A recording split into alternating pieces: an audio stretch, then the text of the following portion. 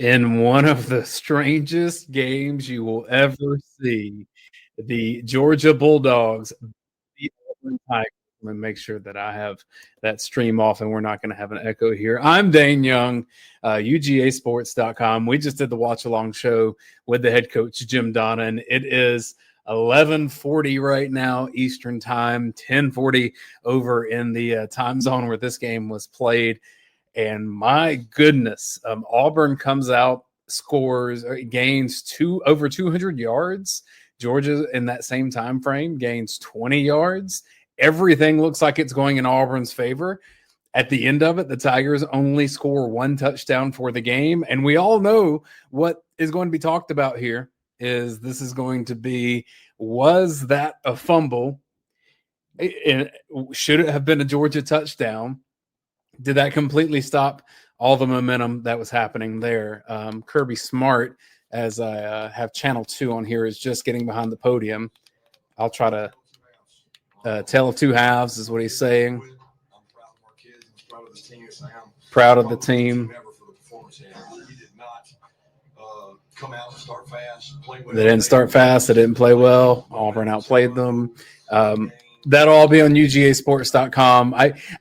I want to have an ear out for some of this because, one, I want to know the situation with the timeout, with the clapping, what happened there. Like, that was super crazy. All right, he's saying it was an amazing play at the end zone that the other team is never in until they're in. And, he's talking about how at halftime the coaching staff did a great job getting Georgia's players to kind of reframe and reset. And frankly, I actually think that was the failure that Auburn had here.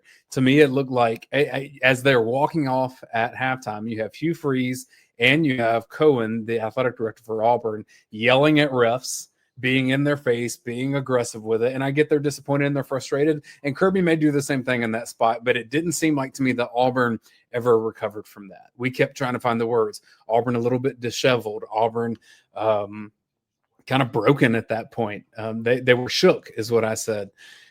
And they never scored points in the second half. They went over. At one point, I think they had 15 yards in the second half. So Georgia completely dominates the second half, got dominated in the first half. And this is the Georgia that we have.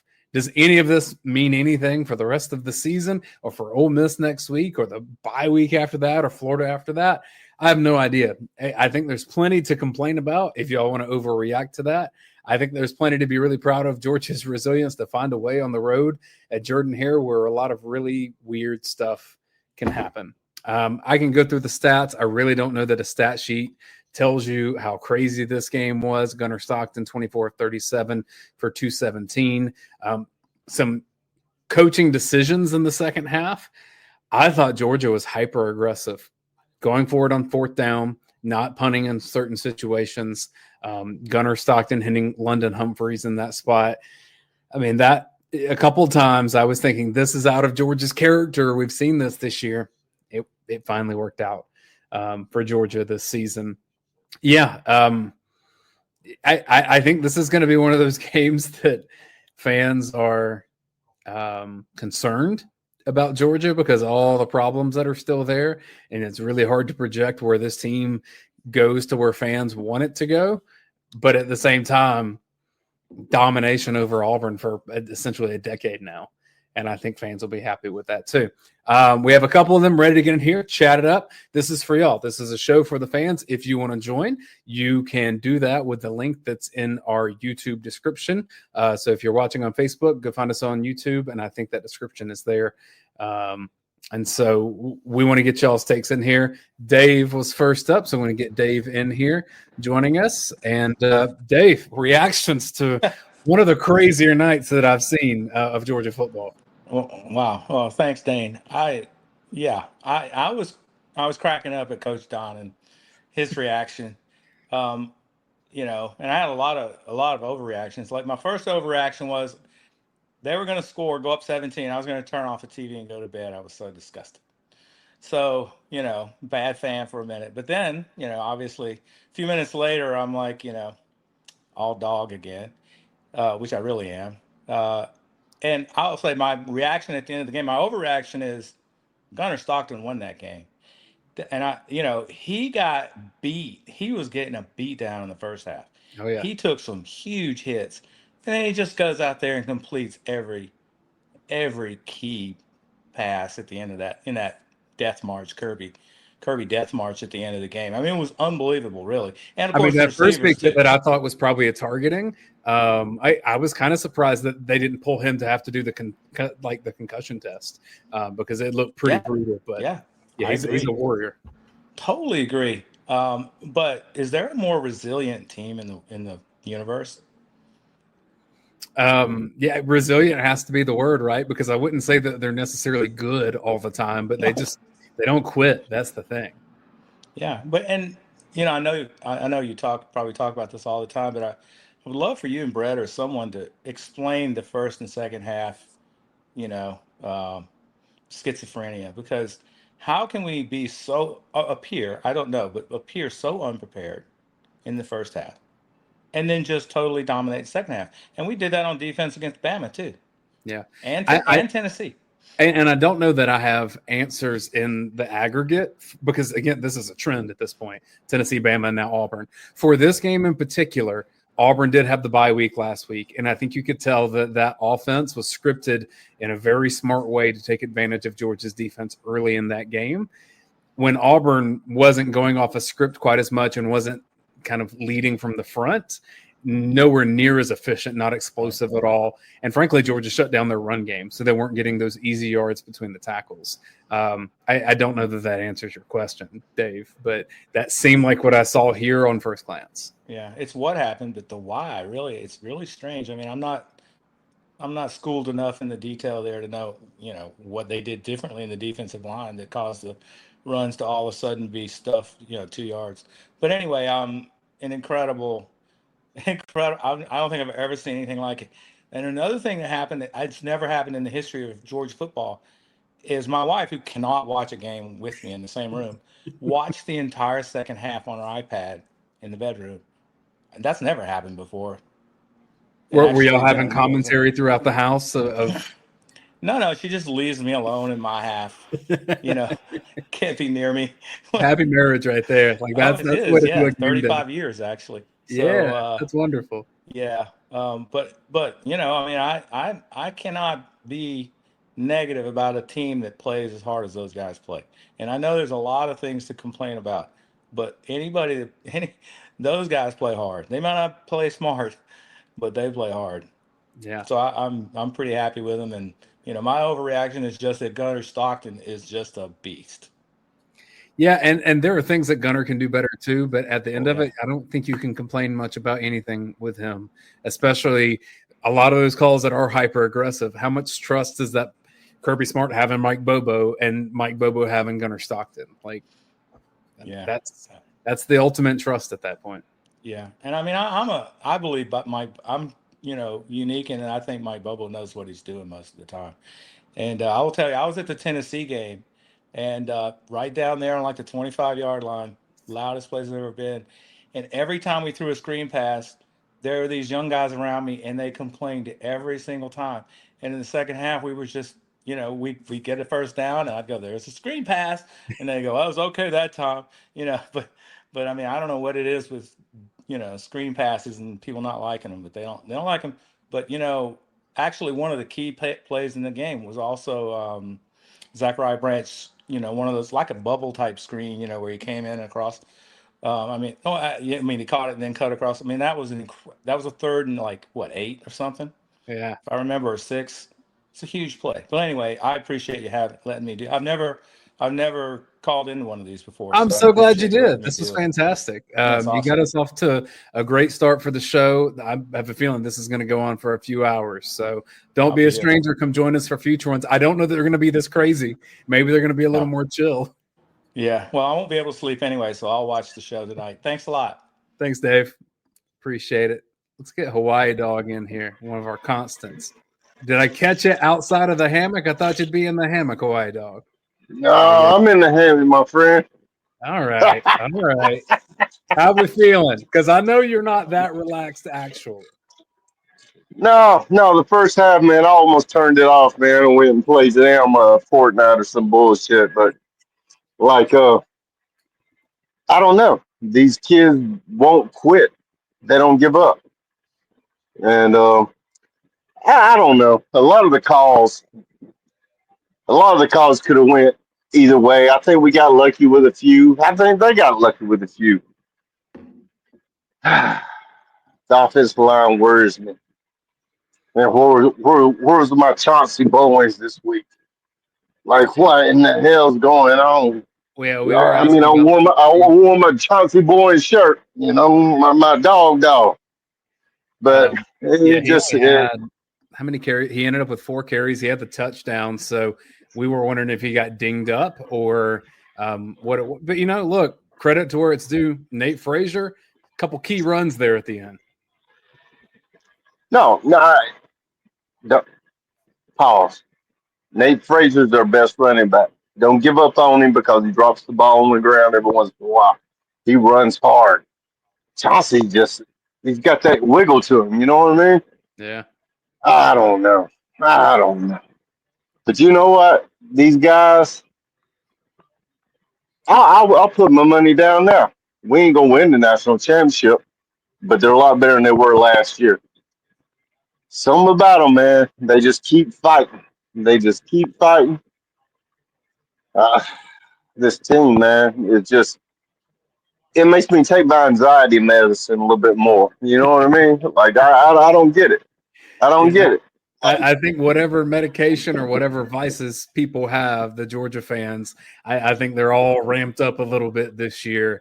But you just made a point that I think because of the offensive line, both injuries and among other things, AZ Dog, thanks for the super chat. Had one in here from Chris as well, talking about when Gunner got his bell rung. Should he have gone into protocol? Yeah, I had the same question. But with the offensive line and the injuries that we've seen, Gunner Stockton being able to evade pressure, extend plays, I think that's his greatest asset on this team. Sometimes his throws aren't the most accurate. Sometimes he doesn't have the proper amount of zip, too much or too little. But his ability to make this offensive line that is learning and slightly flimsy more manageable. I guess I put it this way, Hawaii Dog. As great as Carson Beck can be, with an offensive line like this, I think it would have been disastrous. Yeah. Yep.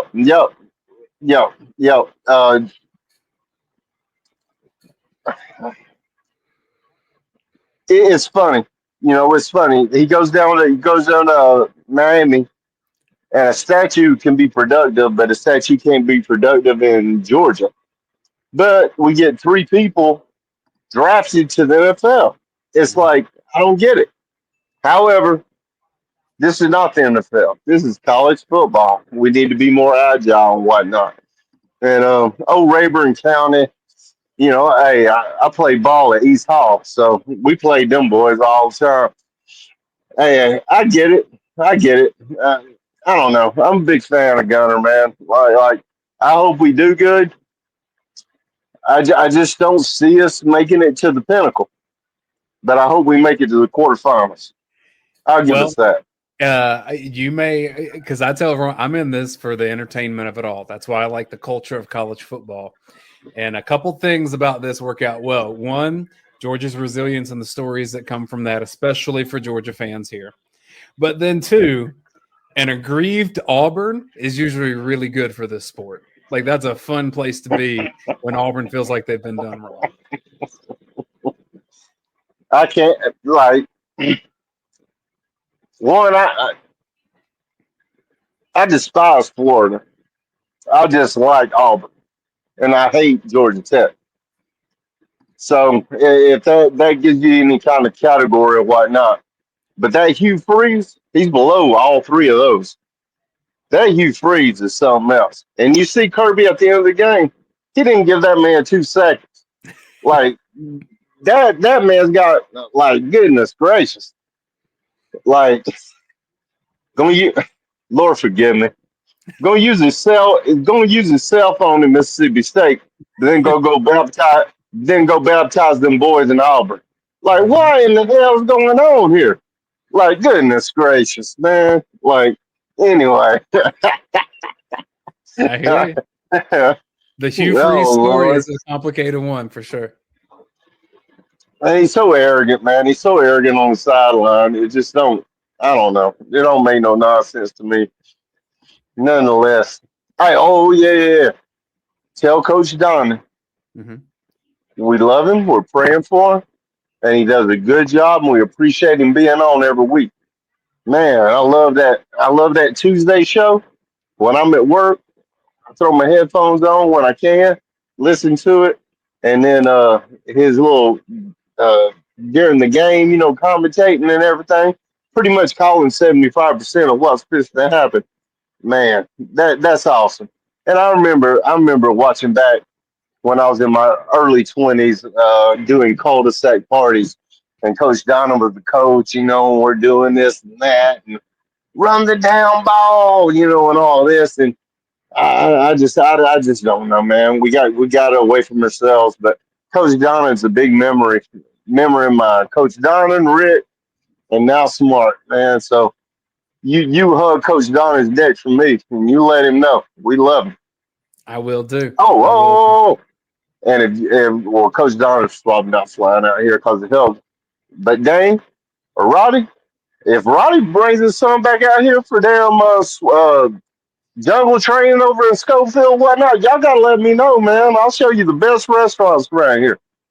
It's on I don't me. think it's I'll going to pay take a for whole lot to convince us to get out to Hawaii. So No, y'all just gotta figure out a way to get a hold of me. Let me know. Give me a little nudge, and yeah, I got you.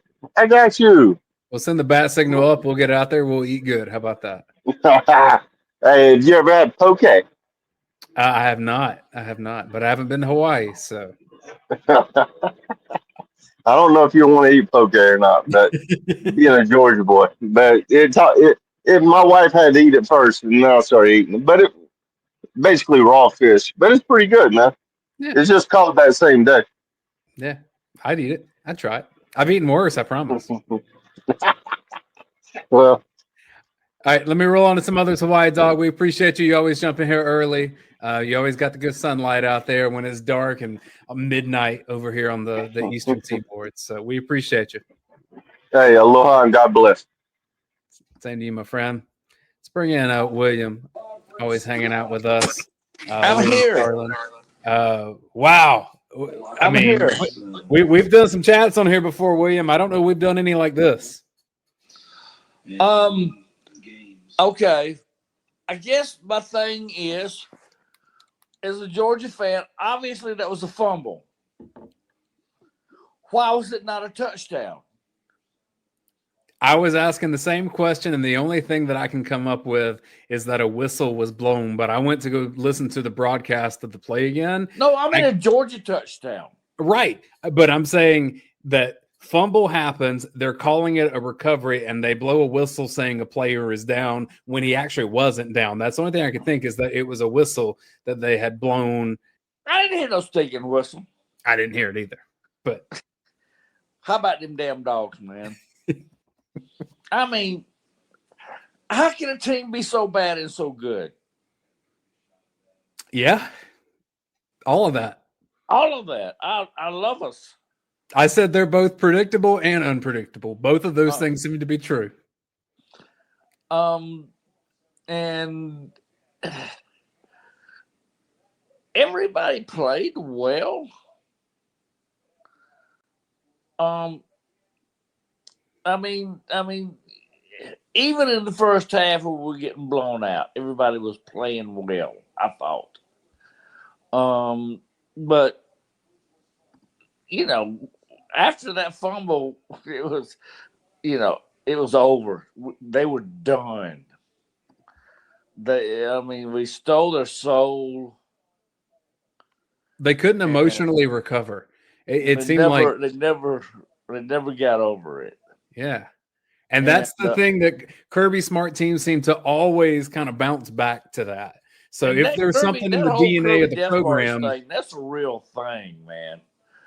That fourth quarter march, with 8 minutes in the fourth quarter to score that last touchdown that Gunner scored. I mean, that's a real thing, man. And love us. I don't know. Gosh, Texas looks so good today. I'm worried about that game, but you got Ole Miss first, and I know they didn't look as good today. They did not look as good. Ole Miss next Saturday, but anyhow,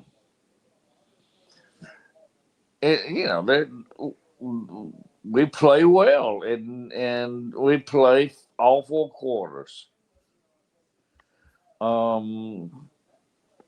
And I appreciate you letting me say that.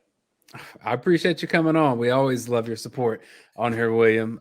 Anything else you want people to know about this game from your perspective before we move on to some other folks?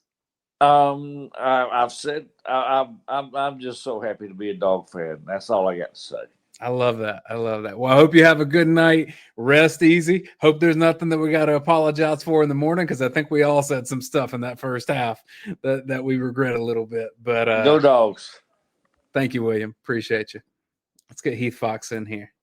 Heath, I think you get the tone of the night. How was your first half versus the second half? I'm going to have to go to the altar tomorrow morning.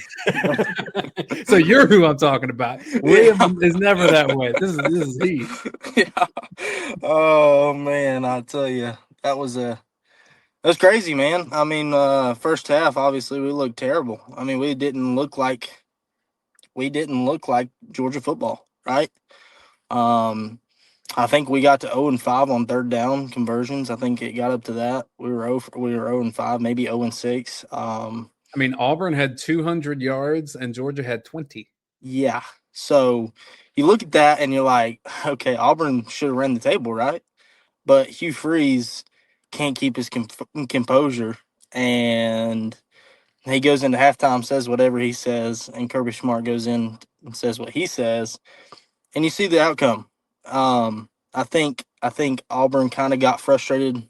Obviously, the refs were throwing flags all night on both sides, but it was a confusing game. It was confusing. It was like, how'd this happen, right? I'm just so proud. I'm so proud of the team for coming back and playing a good second half. I mean, they really had to dig deep and fight. And I love Gunner Stockton. Love Zachariah Branch. I think he was the biggest hit in the transfer portal that we got. But overall, our offensive line and defensive secondary obviously have been the most question marks. They've been the question marks of the year. I think it was great that Bobo, not Mike Bobo, his son came in, played. Yeah, Drew Bobo. Sorry, I was drawing a blank. Came in and played through the injury. I think he was questionable at the beginning of the game and played a little bit. So I was very glad to see him tough that out and play, because we needed him. I needed everybody on that offensive line that could play and be healthy. Ernest Green traveled, couldn't play. We were wondering, why do you waste a travel spot in a guy that's not going to be able to play? So maybe it was that late of a decision for him. There was one spot there in the second quarter where was it Calhoun? Like, someone was playing right tackle that wasn't Juan Gaston. And I was like, why is Gaston not in the game right now? Because he's significantly better than anyone else at right tackle. So I was confused there. And then it looked like, maybe it was just a rotational thing. But I'm like, you got to stop the rotational thing if it's getting Gaston out and putting other people in. Absolutely. And I did my ritual when we're down like bad.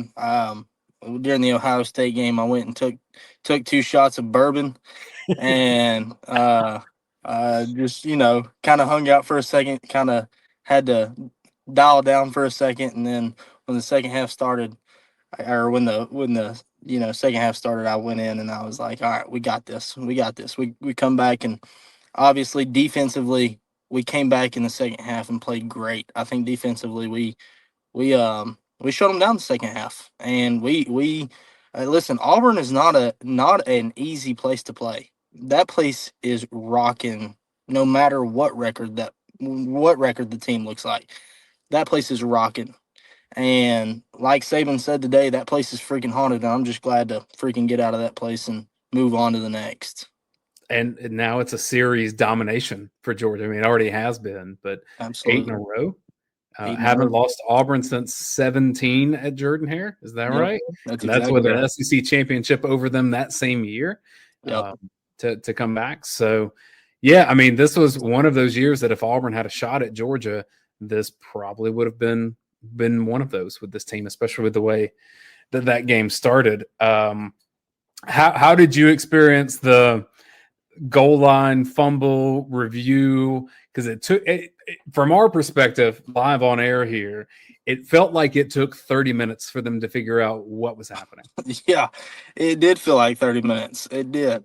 And, you know, it's hard to say because as a Georgia fan, I obviously want it to be a fumble, right? But if I'm on the opposite side, I'm thinking that's a touchdown, and the rule is the whole football don't have to cross the line, right?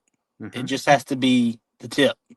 And to me, and Georgia fans might crucify me for this, but it did look like some of that football crossed the line.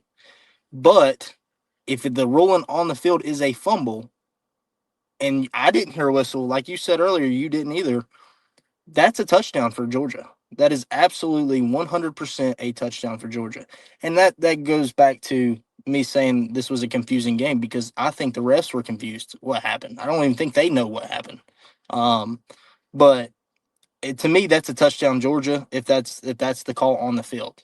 Yeah, and weird if no whistle is blown, then the only two results should be either an Auburn touchdown because you reviewed it and you determined that the ball did cross the plane while in the possession of the ball carrier, or that it was a fumble that Georgia picks up, the player that has possession of it never is downed, and then runs it for the touchdown. And yet somehow this other option came up in the middle, which the only thing I can think of is a phantom whistle, or again, the ref's just like, well, I guess this is what we're going to do. Yes, exactly. And I think, just like with the Kirby Smart timeout, listen, I loved it. Him clapping the hands, but you look on it on replay, it looks like he was calling a timeout, but I had diehard Georgia fans text me and be like, "Oh, that one made me feel a little dirty." It's like I didn't like that look. Absolutely not. And so, hey, listen, I'd rather be lucky than good any day of the week. So, I'm just glad that it ended up at the end of the night it went our way, and I'm proud of the team, proud of what they did, proud of what they've overcome. A lot of injuries. And you look forward to next week. You got Ole Miss, and then you got a tough rest of the schedule. Even Georgia Tech at the end of the year is not a guarantee. I would say far from. I think Tech may be undefeated at that game. Could be, absolutely. Could be ACC champions. Could be. You go look at their schedule, and it's Syracuse, Duke, Boston College, Pitt. I'm not saying they could totally lose even two of those games. That's possible, but they should be favored up until Georgia. That's exactly right. And so the only thing we got going for us is that we got it at home, and we obviously play Florida in Jacksonville this year, and then we play Georgia Tech at the Mercedes-Benz Stadium. But as a Georgia fan, Mississippi State's not going to be the easiest thing either. Yeah, no, they're not. They're not going to be. It's not going to be a cakewalk with them. That's for sure. And as a Georgia fan, as a state of a Georgia fan, I'm used to this with the Atlanta Braves. They pick you apart and they make you want to fold under, and then they come back and they win it. And it's like, man, it's hard to see the rest of the year because of all the injuries as well. Look at our offensive line. Seriously, take a good look, and it's like, well, these guys are young, right? These guys are young. They're hurting. But I'm just so glad that we got Zachariah Branch, even Bill, and oh my goodness. He is absolutely one of the best receivers I've seen honestly, Lad McConkey was pretty good too. But I mean, since him, I mean, that's the best receiver we've got. So, obviously Brock Bowers, but I would like to see more tight ends get involved. Gunnar Stockton had some trouble getting it to Delp, and I don't know how much luck he played tonight, but played a lot, not targeted a lot. yeah, Elias Williams probably had the biggest one in the open field. Could have been maybe a PI. Refs may have been a little nervous to call it by that point, but that could have potentially been a catch. So I think you'll still see more Elias going forward too as a pass catcher.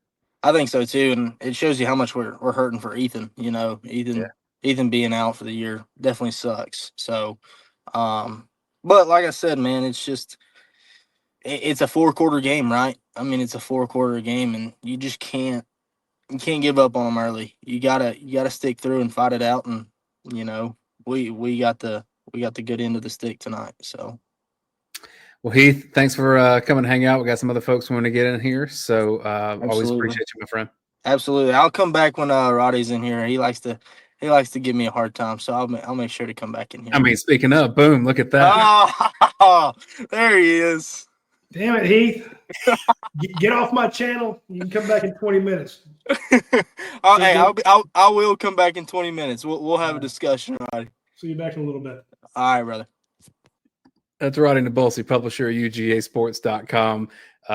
You made it back to the headquarters from the Watch Along show. Did you get to hear any Kirby Smart on radio? I listened to very brief comments from him on Channel 2 here. Oh, those post-game interviews are god-awful. I did see Brock, the new guy, say that in the second half, Auburn ran the ball 11 times for an average of negative 0.9 yards per carry. So I want to double check that stat. If you see it, go ahead and put it out on our channel. And I've been doing this a long ass time, 32 years, and that's going to rank up there with one of those crazy. I mean, the Tennessee game after it was done, we were saying instant classic, right? This game is one of those. It's not really an instant classic. It's just an absolute anomaly. It's just beyond weird. You had said last week when we talked about playing Auburn at night, you said Auburn night game. Weird things happen in Jordan-Hare Stadium. And I'm like, in the past, yeah. The voodoo in the first half versus the second half. I mean, they had 40. Auburn had 40 yards, and they got 25 of them on that last drive. Yeah. I mean, it looked like two different teams. Part of it was, there weren't a ton. Everyone said, well, the second half adjustments are crazy. No, there weren't a lot of adjustments. There were a few to deal with the giving Gunnar more time. Send the tight end in motion, let him pick up a guy, and then have the running back go take the place he vacated. So if there's a backside or something like that pressure, then you get to him. And so they ran some, I don't say max protect, but some better protections. But the defense just started getting to people. And then Hugh Freeze started calling runs up the middle. You were attacking Georgia. You're owning Georgia on the edges. And, yeah, I mean, Georgia moved his edge guys out a little bit further. But Auburn just fell apart in the second half. Well, here's the difference to me, Roddy. So we've seen Kirby Smart get animated for sure. Like it's kind of his thing too. When Hugh Freeze and then John Cohen, the athletic director for Auburn, are chewing out the head ref as they're going into the locker room, and then after that, Hugh has that interview with ESPN where he's really measuring his words. We've seen Kirby be in some of those spaces, right? But what happens is Kirby then immediately flips to what's in front of me right now. And he goes right back into CEO mode and like, how do I make the decision that helps us next? I don't think Hugh Freeze flipped back around to that. Yeah. And I think all the stuff that was plaguing Auburn for all the legitimate or illegitimate reasons at the end of the second quarter were still there at the beginning of the third quarter. And I think that's what doesn't happen under Kirby Smart. No, yeah, you're right, Kirby. This is a bad football team, Georgia. They're not a good football team. I shouldn't say bad. They're not a good football team. They're not what they were. And I will tell you, that is from the man himself. He has said that to other people that I know. He's like, we're just not that good. I'll put it that way. So not bad, not elite. We're just not as good. You saw that in the first half. But he talked about the fire, passion, and energy. And I know people roll their eyes when they hear that stuff because it sounds like such a cliche and it sounds so silly and stupid and it sounds like a Tony Robbins motivational speech. And it kind of is. But the fact that they were getting their butts kicked at Tennessee and they came back and won it. They were losing to Alabama. They stayed in that game. I mean, you should have won. You should have beat Alabama by scoring 35. You missed a easy block and then you missed a going away touchdown. So this team can score and this team can sometimes stop people. And tonight, I mean, you stopped a team. You only gave up 10 points second half. The defense played out of its mind compared to where it was. And again, Auburn kind of screwed it up. So you're right. After that fumble, Auburn wasn't the same. And Kirby's mantra about passion and energy and fire and all that kind of between the ear stuff and not between the hashes stuff, when they're not talking about what's going on in the field, when they're not talking about what's going on the scheme, I'm like, hey, Kirby, instead of worried about fire, passion, energy, why find somebody who can set the damn edge. Find somebody who can turn the play back inside. Find a cornerback who won't give you an automatic first down, who doesn't play press coverage on third down and hold a guy's arms. Again, I'm not trying to tell him what to do, but that's my thought. I want to talk X's and O's. He wants to talk between the ears, and that played out today. Yeah. One fumble that should have been a Georgia touchdown, and the team comes back around. They don't think they're out of it. They know they're not as talented. They know they miss tackles. They drop passes. They miss blocks left and right. But they're like, well, we're still going to be in this. So, and they're going to lose another game this year, and it's going to be a bad loss. And we're going to say, where was the fire, passion this year? We're going to go back to making fun of that. But this is a team that, I mean, you look at how well they played. I mean, how they came. They should have lost at Tennessee, but didn't. Should have lost tonight, but didn't. This is a team you can't count them out. And that fire and energy and passion, it does translate to the field at some point. To your, like as you're saying, because okay, what's in front of us? Where are we at? Hey, we're only down 7 going into after the worst possible half we could ever have, and we get the ball back. And yeah, really, they keep raising that bar of worst possible halves. They've gotten pretty darn good about putting up the bad half or the bad quarter and having to come back from that. But and this will be the last, because we got John in the background, we got Jordan hanging out waiting to give their takes. Jordan's eating like a pig. All that is true about Georgia. This is a downgraded Georgia from what we've seen in the previous couple of years. Yeah. Auburn just had a bye week. Georgia spots them 10 points. It's at Jordan-Hare Stadium. Auburn, probably one reason that they look so smooth was because they're scripted from the bye week. Georgia's had a string of some tough games. And yet Georgia leaves them scoreless in the second half, comes back and wins with kicking game. You get a sack from C.J. Allen. Gunnar Stockton's a baller. And all of a sudden, Kirby Smart and Mike Bobo are super aggressive. Like, we're going to go win the damn game right now. And when do we see that? And frankly, against Alabama, I thought they were over aggressive. And it was going against. The 8-minute 45, the 8:45 drive, according to Dash, ties for Georgia's longest drive ever. That is a death march. And Georgia's had some great death marches before. I guess that's that. But that aggressiveness, again, fourth down and you roll out and you hit them, third down. Did they convert a third down in the first half? I don't remember it, but. Yeah, I don't think they did. So most of their the third downs and fourth downs were all in the second half. And a lot of them were on that last drive. They just kept the ball away. And again, we kind of, Coach John said, hey, Gunner needs to take a knee there or just slide and not go into the end zone. But how do you not Superman into the end zone?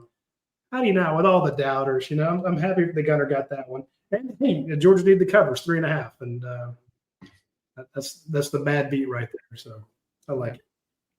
Well, I can slide out, let some other people slide in. Maybe y'all can figure out if there was clapping or a timeout, because I'm curious to know the answer. Kirby says he was clapping, but he was doing this. So that is a weird ass clap. Hey, you're going to see that happen in the stands next week. Like Georgia fans, that's going to be the new Georgia clap. Like, go dogs. Second. I tell you who won't put up with that shit will be your boy Lane Kiffin. All right, get out of here. I want to bring on John, and then I got to hit a commercial so that we can get paid. Appreciate everybody in this channel. The show's fun. What a crazy night. Y'all have fun. Rest of the show. See you, Roddy. Yep, see you. All right, real quick, I need to mention our friends over at the Rogue Shop. This show is sponsored by our friends at the Rogue Shop. Right now on the screen, I have their sleep gummies. And I know it sounds weird to call them sleep gummies, but these are their Delta 8 and Delta 9 gummies. They're very good for helping if you have chronic pain or you have insomnia. The Delta 8 THC are very potent sleeping aids.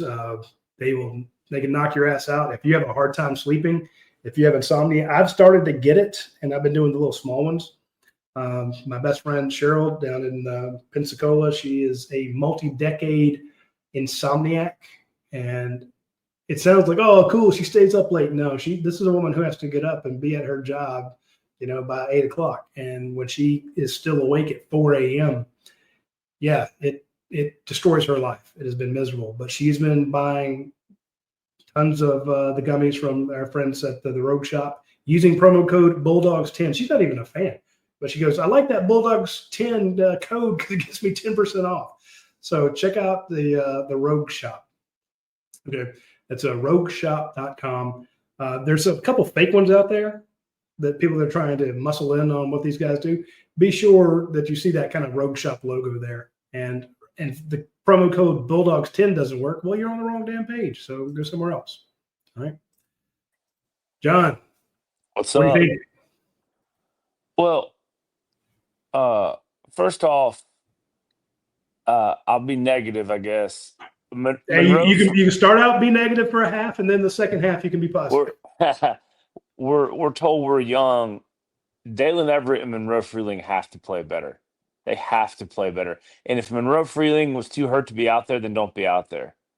But he did not. He had a very Notre Dame game today. Yeah. Dalen Everett, if they're veteran leaders, they have to play better. They have to. And it's I don't know. This team is just they're just manic, I guess.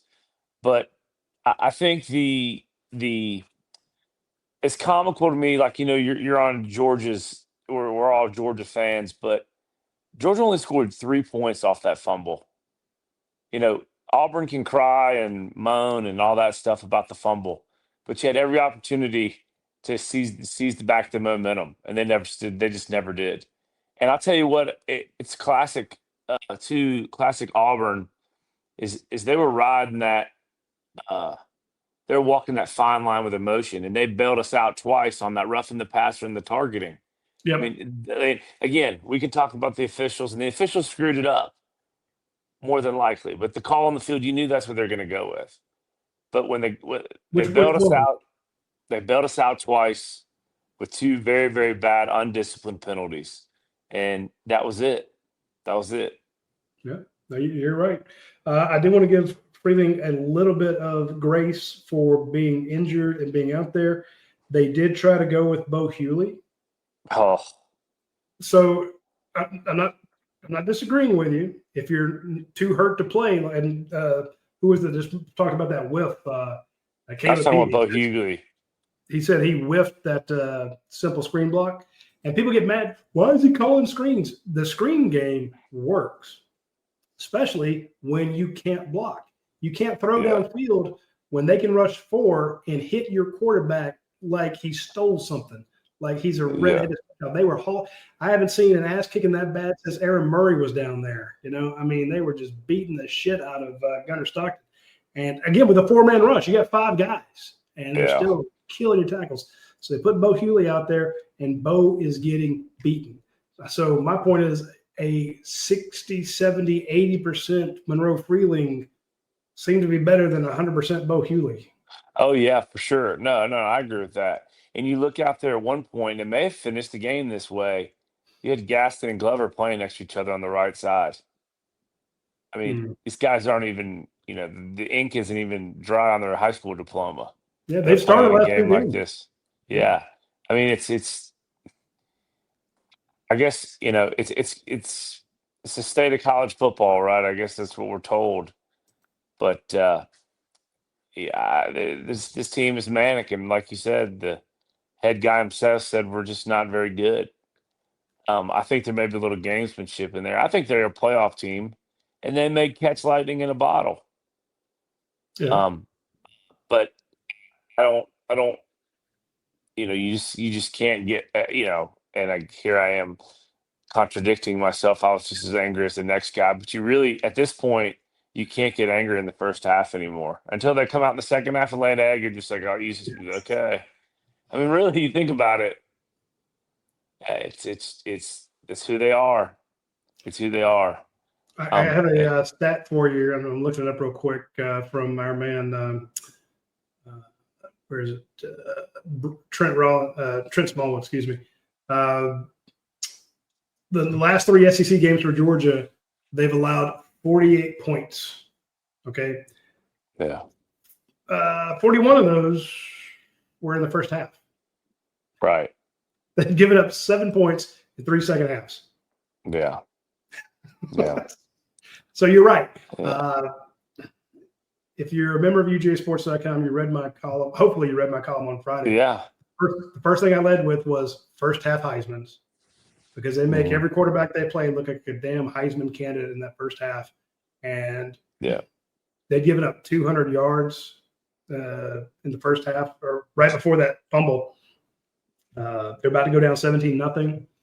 And again, that's the defense and the offense, because it's really easy to crap all over the defense for just getting pummeled and giving, Auburn keeping the ball for 22 minutes. At the same time, you didn't get a lot of touches, and at one point you'd run 6 plays. Well, right. It's for that defense is 6 or 7 plays on, 4 on 2 possessions. I'm like, to give up only 10 points after being out there for what, forever in the first half, and then 22 minutes on the field.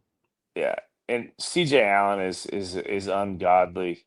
He probably had a lot to do with how they played in the second half, and you never know. You never know, I guess, with these guys. But other than I do agree with. Give me your positives, because you were crapping on the negatives. Let's hear the positive. No, I'll say this, and it's well documented that I'm not a huge fan of our offensive coordinator. I thought he played a great game tonight, especially some of those 4th down calls. I just, I think that went well, and the defense, the defense again looked horrible in the first quarter, but I don't think they scored after the first quarter, right? It was 10-0 at the end of the first quarter. Yeah, it was 20 unanswered points. Yeah, and never scored again. So I like the young guy Noah Thomas. I thought he played well. Elias Williams has got to catch that ball. But I guess I'm being positive. But you have two freshmen playing on the right side of the line, and for the most part, and he lined up on the right side too. So you had 3 side by side. Yeah, I thought Cash Jones played well. He helped out definitely in the second half with the pass blocking. But yeah, it's a weird state of college football when Georgia's this manic, I guess you would say. Sure. But you watch TV all day today. Oklahoma was the same way today. Washington State almost beat Ole Miss. Like, it's just, I guess it's the state we live in. It's Indiana there's beat no Oregon, more. didn't it? Yeah, Indiana beat Oregon. And Arkansas took Tennessee to the wire, so you just never know. Yeah. You never know. Well, I know your thought. Last thing, was that a blindside block on your opinion? You called it as you see it. You've been very fair. You're critical when you need to be. I think it was close, but I also think he didn't need to do it because he was by him already. That's the Colby That's Young exactly play, what I was right? saying. Yeah, That he was was the fast. Colby Young play. Hey, and I think too, and I'm going to go back and watch. I think that everybody's making it's going to be funny that I think the referees were definitely not in their A game, but I think that Kirby was calling timeout to let them know that they were clapping. The defense was clapping to have the ball snapped. Yeah, That's what I want to believe. I don't think that he really would try to. Maybe he would. I don't know, but I he think would. that's what he was doing. He most certainly But they would. screwed up by not. They screwed up by not giving it to him too, and they Yeah. screwed up by having an invert. Why would you? If it's a fumble, if you ruled it a fumble, why did you blow the whistle and then talk Here's- about it? Here's the thing, folks in the comments, has anybody gone back and watched that game, the TV version? Because our man did it right there during halftime. So we get out the laptop and we play the game and we're listening and we don't hear a whistle. And No. normally you can hear the whistles. You'll hear them whistle the play dead. And again, maybe the version that we were listening to, because he's watching it on his computer there, so that maybe when we went back and tried to listen to it, maybe we're missing something, but we could hear the guys talking. We could hear the grunts. We could hear all the slamming, guys running in, but we didn't hear a whistle. So Yeah. And you knew I shouldn't say I knew, but you had a good idea when they were taking so long. They were probably figuring out where to spot the ball. yeah, I'm with you. But they screwed up. They screwed up the timeout. I would say Auburn has an argument. I shouldn't say that they screwed up on the fumble because I still say you couldn't tell when they called it a fumble on the field. You knew they weren't going to overturn it, but they did screw up the timeout. I feel like, and I do think that they should have charged him with a timeout. Yeah, you're right. So I appreciate you, man. I know it's late, but appreciate all y'all do. And a win is a win is a win, right? Hey, they don't ask how, they ask how many. That's it. That's it. All. That's it. Appreciate you. I will see you, my friend. That's it. I'm going to put up Casey's point on there. He says these teams are throwing the kitchen sink at us in the first half. Casey, you were absolutely right, especially when you have an extra week there to work out Georgia's scheme. And hey, these teams have Glenn Schumann down. They know what his defense is. I hate to say it, but the way they attacked the spaces that Georgia left, they obviously knew that when they bring that zone blitz, here's where they're going to come from. That means we're going to work something into that area so that if they do come, we got it wide open. And that's why you saw that tight end in the B section of the field just killing Georgia. Oh, my God. All right, Jordan, let's get your thoughts. So, I mean, just right away, when you say they know what Glenn Schumann's throwing at them, like, what's the change in the second half? Like, is that Kirby? Or, I mean, like, they know him for the first half, Schumann. Well, if you're getting killed on zone blitzes, you stop doing that. Remember, then all of a sudden they ran an A-gap blitz, and that got home and killed the quarterback. But why does it take a half to figure that out? I mean, you don't always they had plenty of plays in the first half to make the adjustment, but I mean, I don't know. That's a genuine question. I genuinely, I don't know. And if you ask Kirby, what adjustments did you make? He'll tell you with a straight face. And Kirby will sometimes lie, and sometimes more often than not, he will tell you the very hard truth. And it's a lot of times it's stuff you don't want to hear. Like the other day, he's like, when I think it was the Alabama game or one of the other games where the second half was so much different, he says, no, we didn't change stuff. We just did it better. We did it faster. We tackled better. We played our assignments better. We didn't change the calls. They weren't.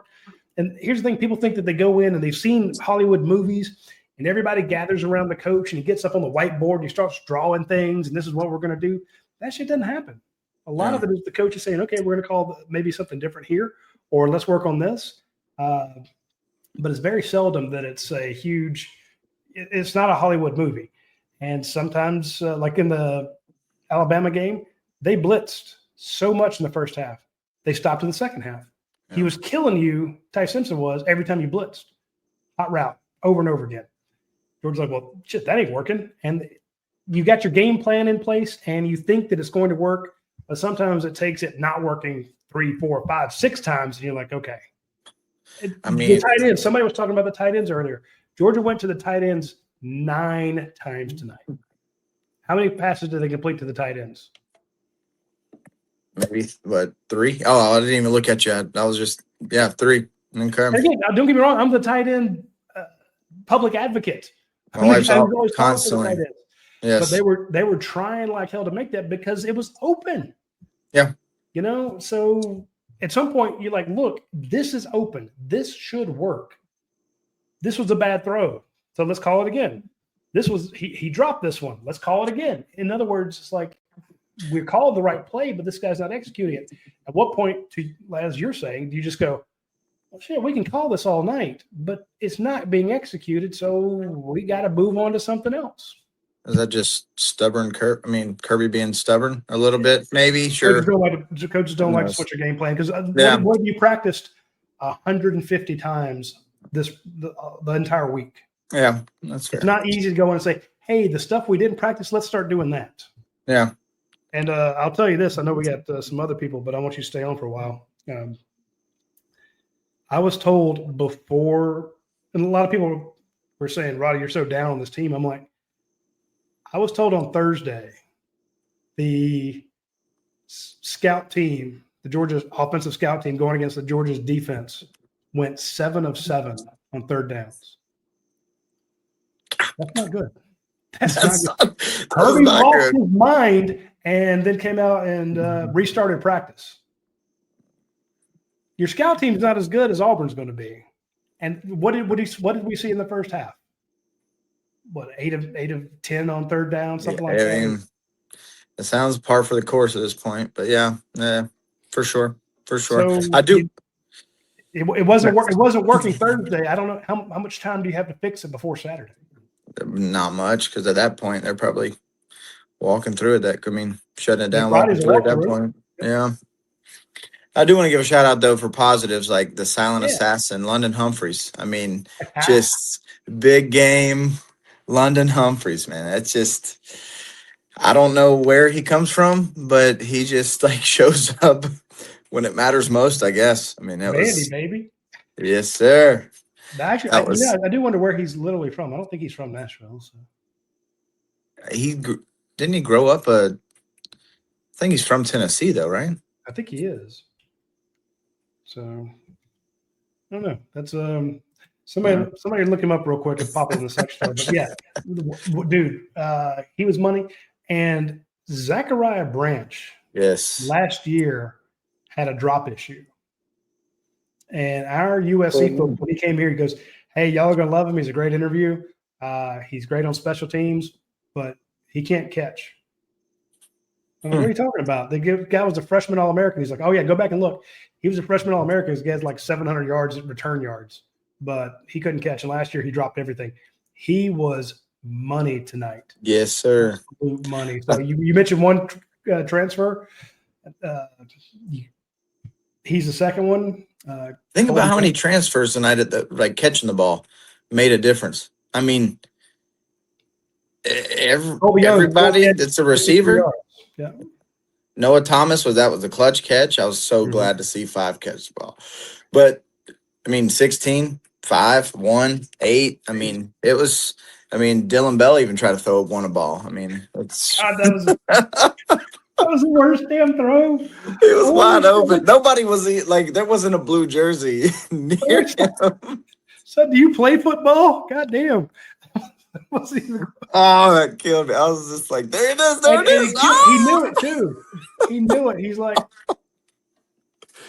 oh. And they had it. They had it last week. We saw it. They did. They remember the one he ran in?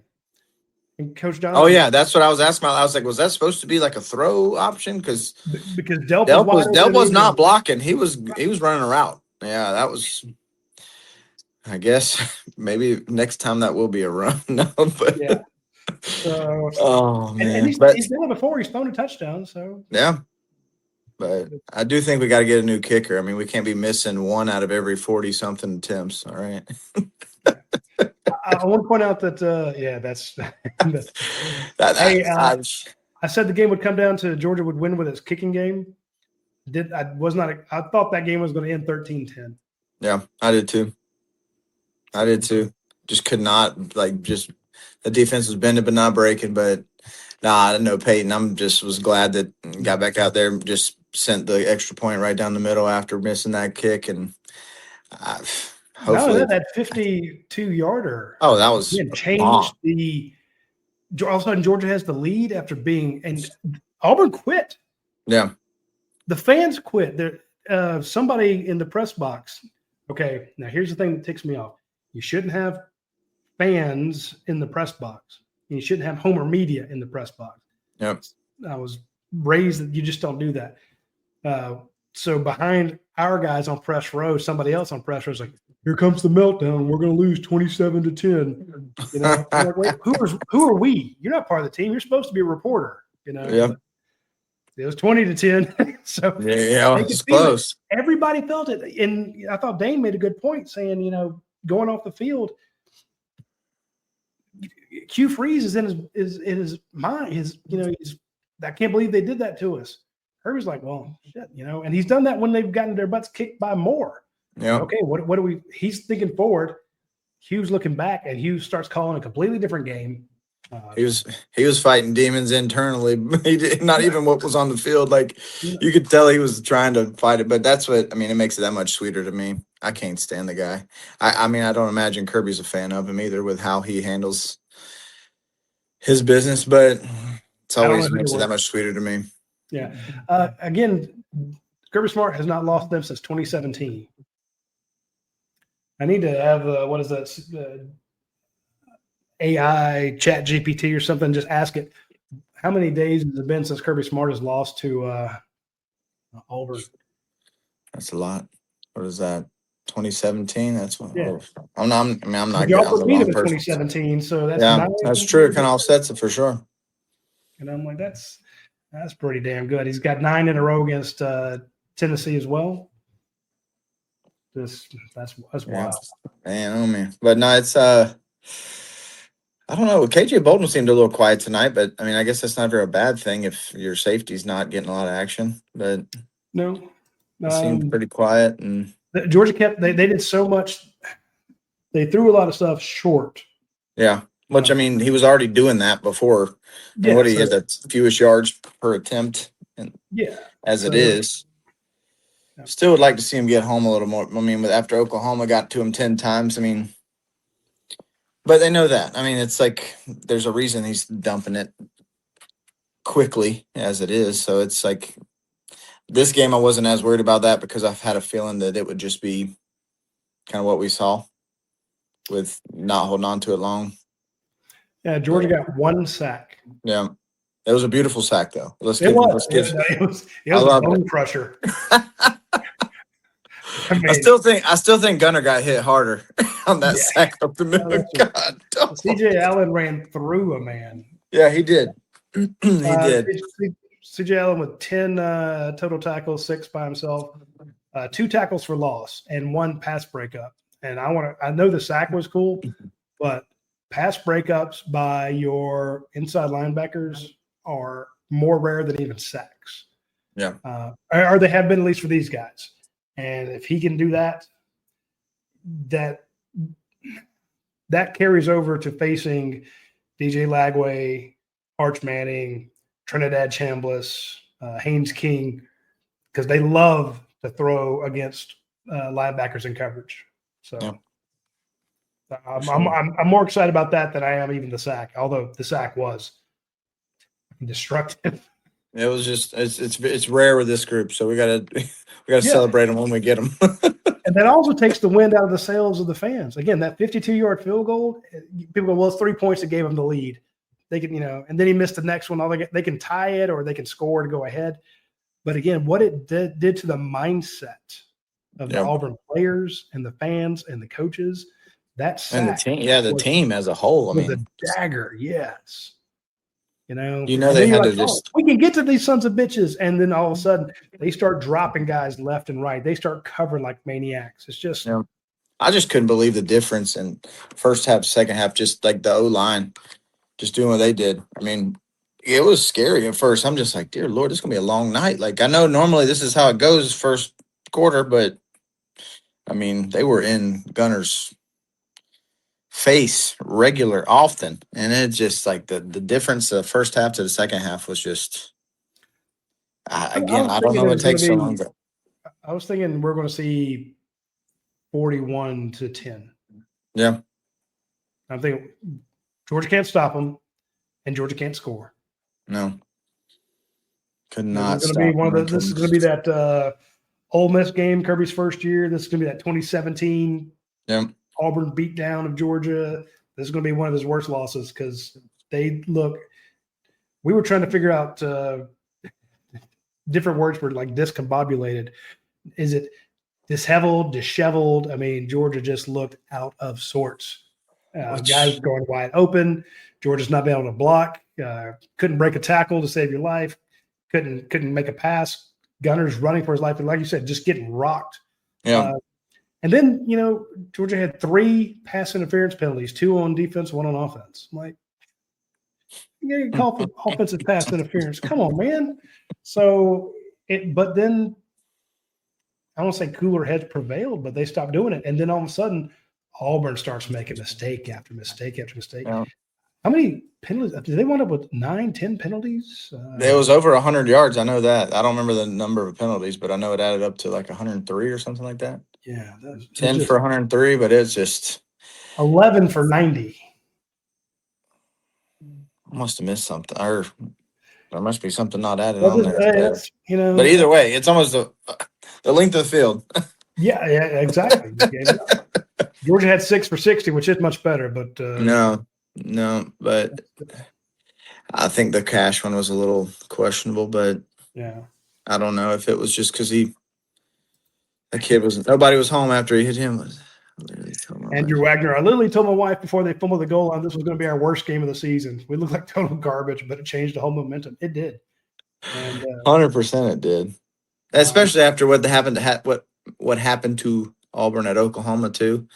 You just knew they're just like pouting and here we go again. And what was us and did not make that adjustment. Oh, good point from JT Thomas. Gunner, no turnovers. There were a couple. He tried. He tried. Hey, Georgia dropped a couple too. So yes, they did for sure. But Jermaine King says Gunner's tough. He takes a beating. Well, you saw him that first drive against Kentucky. He got hit twice. I still think he's one of those guys that he's got to get popped a couple times. Yeah, that's just. I don't have a problem with him scoring late like that. Since he's it's a all crazy son of a bitch from the program who slaps himself, and puts his head through a car window and then runs out of the field ready to kill somebody. He's tough. Hey, dude, he's Raven. Yep.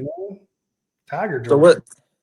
I mean, at this point, what you can't say like what do we have to change at this point? But like I feel like what we've got is kind of what we've got. But what next week? I mean, what scares you the most? I guess Trinidad Chambliss running. Yep. All right. So he drops back and it's pass, and then he just takes off, and he's so fast. Who's the Alabama QB last Milroe. Milroe. He's Jalen Milroe. Is he as big as Milroe? No, he's fast. But he's quick, shifty, tough to get a hold of, and they love. If anybody knows how to watch the film, see what your tendencies are, and gash the crap out of you, it's Ole Miss's head coach. He's just now their defense can get you, man. He can. So their defense is not as good as last year's defense. No, right? No. So that's what I feel like that gives me confidence. They didn't look great today. No, they did not. I don't know. I'm guessing they were sleepwalking through that, looking forward to coming to Athens. But no, I think that Chambliss running the ball does worry me, but I think their defense is a lot more vulnerable for sure. We are. Cal says we're going to beat them by 3 scores. Georgia could actually come out, and they had that Texas game last year. Remember? I did not see that coming. And every once in a while, you get turnovers on their side of the field, and the other team just quits on us. Like, well, we're not coming back. But then Omari, who gave us a nice super chat on the other show, says, we are who we are. And this is who you are. This is why I was so people have been asking there, why are you so down? I'm like, because I know how bad the defense is. And I thought the offense was going to be a lot better. The offense disappointed the hell out of me today, but I thought it wouldn't be that bad on the offensive line.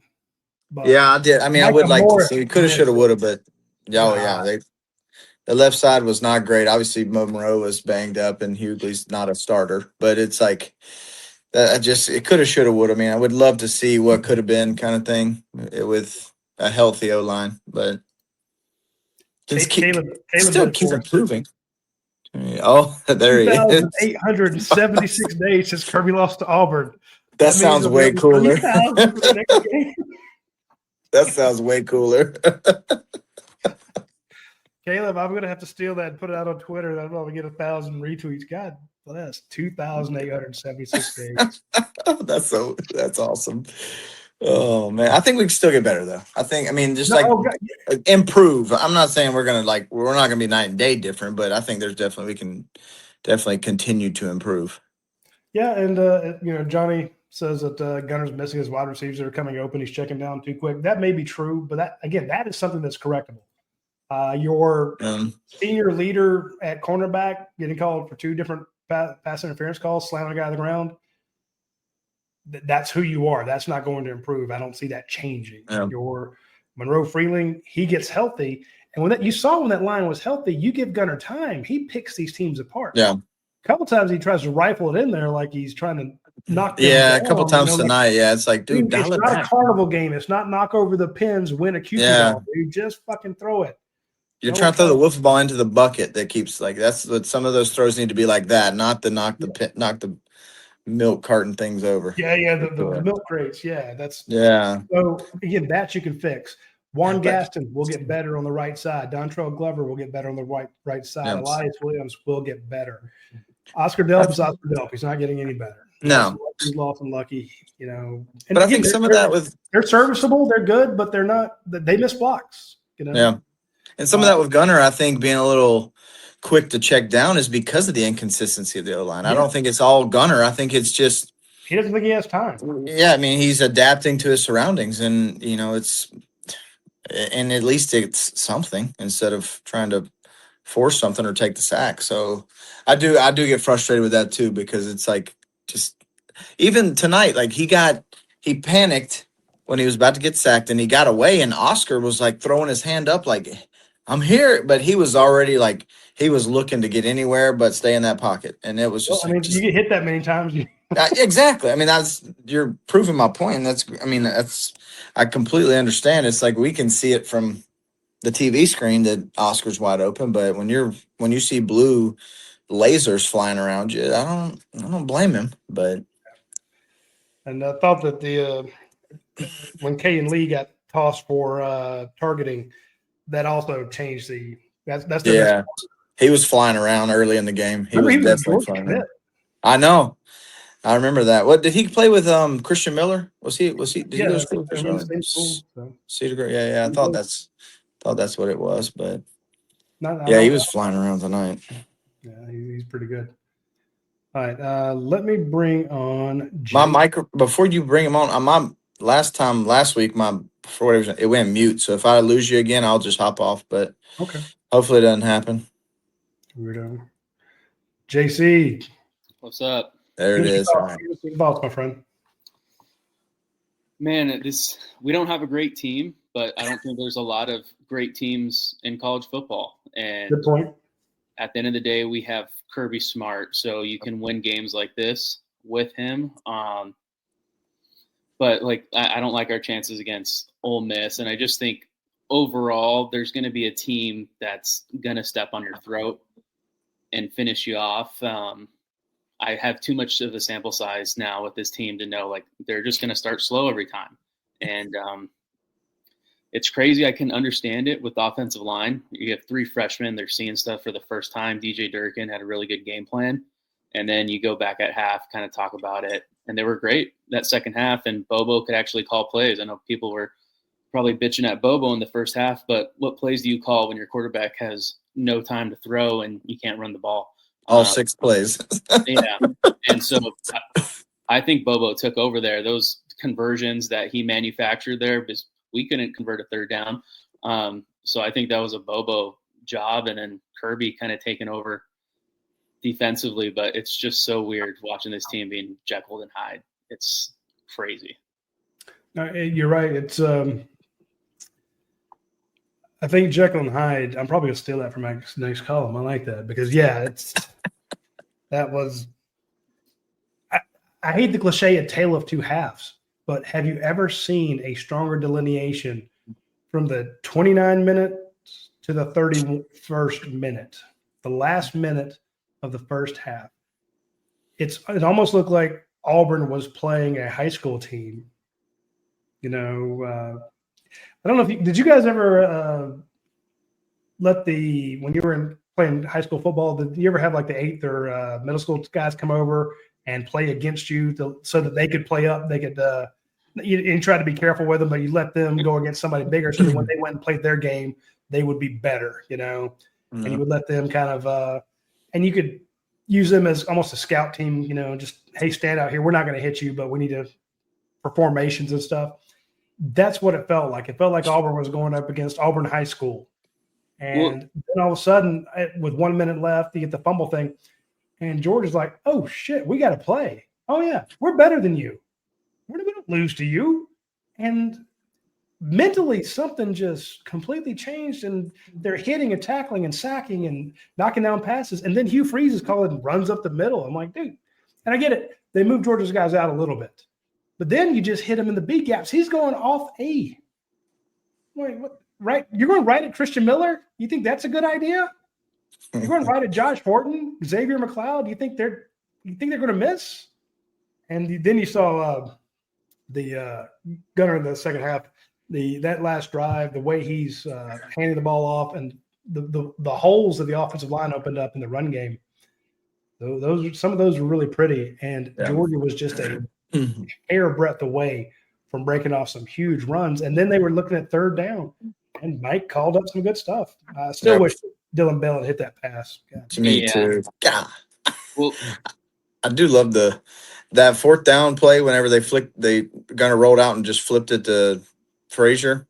And he tried to fumble that one. Yeah, I mean, that was you're talking about that's the pitch. I'm talking about the one that he rolled out and just fourth down play. That's what Bama did at the end to seal it. I'm just like, I love that play call. I don't know if they took that from that or if they've actually worked on that, but I really like that. They were expecting it's 4th and 2. You're like, yeah, they've got a running quarterback, so they focused on him, and nobody went out there with him.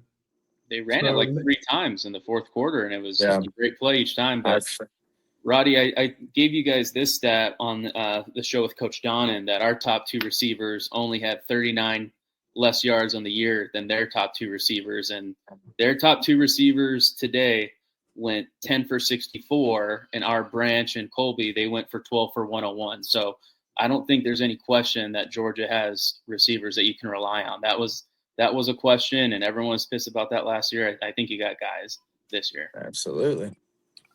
I hate saying you're playing yourself when I was mentioning Georgia and Auburn, but it did feel like, okay, you've got a running quarterback who has a lot of doubt. People doubt him a lot. I say he's not a running quarterback. He's a quarterback who can run, that first drive, the kid ran it 4 times for Auburn. So, and a week ago for Georgia, when they actually got off to a fast start against Kentucky, 3 of those plays on that drive where they scored 75 yards were quarterback runs. Sometimes it's a scramble, but he gives you the option. 2 good wide receivers on both sides. Yeah. Questionable offensive line. Yes. Very good against the run. Yes. Very poor against passing. They're within 4 yards of each other, and how many yards they give up per game through the air. It really felt like they were facing each other. Questionable coaching decisions. Yes. So I was like, when I was thinking about it, I'm like, which quarterback is not – it's not what will they do to win it, but what will they do to not screw it up? And one of them fumbled on the goal line. One of them completed third and dove over the goal line. That's what you get. One went Superman. One went where's the damn ball? Anybody seen it? And that's what happens when you have Kirby Smart versus Hugh Bingo. I was just about to say that. They So- fumble the ball and absolutely tailspin. Kirby's teams they're just nuts and guts. At the end of the day, they're super flawed, but they're nuts and guts, and it doesn't matter Super what flawed, role they're nuts in. and- Yeah. No, you nailed it. You're dead on there. I'm clapping for what you said. He's wrong for that. Kirby's That's wrong. that'll be the new thing. When somebody says a good point, this is Kirby Smart's class, and it's really loud. Yeah. I don't know. I told Paul, Andy, and Eddie that they're calling a flag next play no matter what, and then they called the cash play. That wasn't a blindside block. He just rocked the dude. But they were calling a flag no matter what after Kirby did him dirty like that. Can we get some love for Cash Jones after the Always. shitstorm that he took after the Alabama game? Always. He made that play to let them go for it on 4th down. He got those 4 yards. I think that was the most important play. And he made that guy miss. I didn't think he was gonna make a miss, and he sure did. He got upfield in a hurry after he made a miss too. And Josh 3 catches, McCray, 19 yards. It's not a ton, but the dude, one of them was a 7-yarder. He was there. well, same thing with McCray. I Oh, thought a couple we- blocks too. He laid out Yeah. some blocks. So Well, we're on the goal line, and McCray, if he doesn't get that first down run, we're punting it back to Auburn, and that set up that 85-yard drive. So I know we couldn't run the ball, but that run was huge, and every running back did make a play, that won them the game. Yeah. and I got nothing against Peanut, but I want to stick with the big boys in this one. Yep. And Nate Frazier gets the start. Chauncey Bowens played some. Glad to see him get a touchdown, but going with McCray. And if you're going to bring in a guy who's going to be that kind of speedster, not a wham back, not a Josh McCray, not a power runner like Chauncey Bowens, not a elusive guy like Nate Frazier, I kind of want to see Cash Jones because it's the threat of pass. And when he takes off, watch the defense. They send the guy with him because you don't know if he's a receiver or a running back, and it makes the defense change. So when he's in the game, you have to count for him differently than you do if it's Chauncey Bowens. He can't hide. Chauncey Bowens runs out to the flat. No one goes out there. They're like, staying up to him. Yeah. So he's not hiding from anybody on running back. It's just like you use James like Cook. Zach Branch.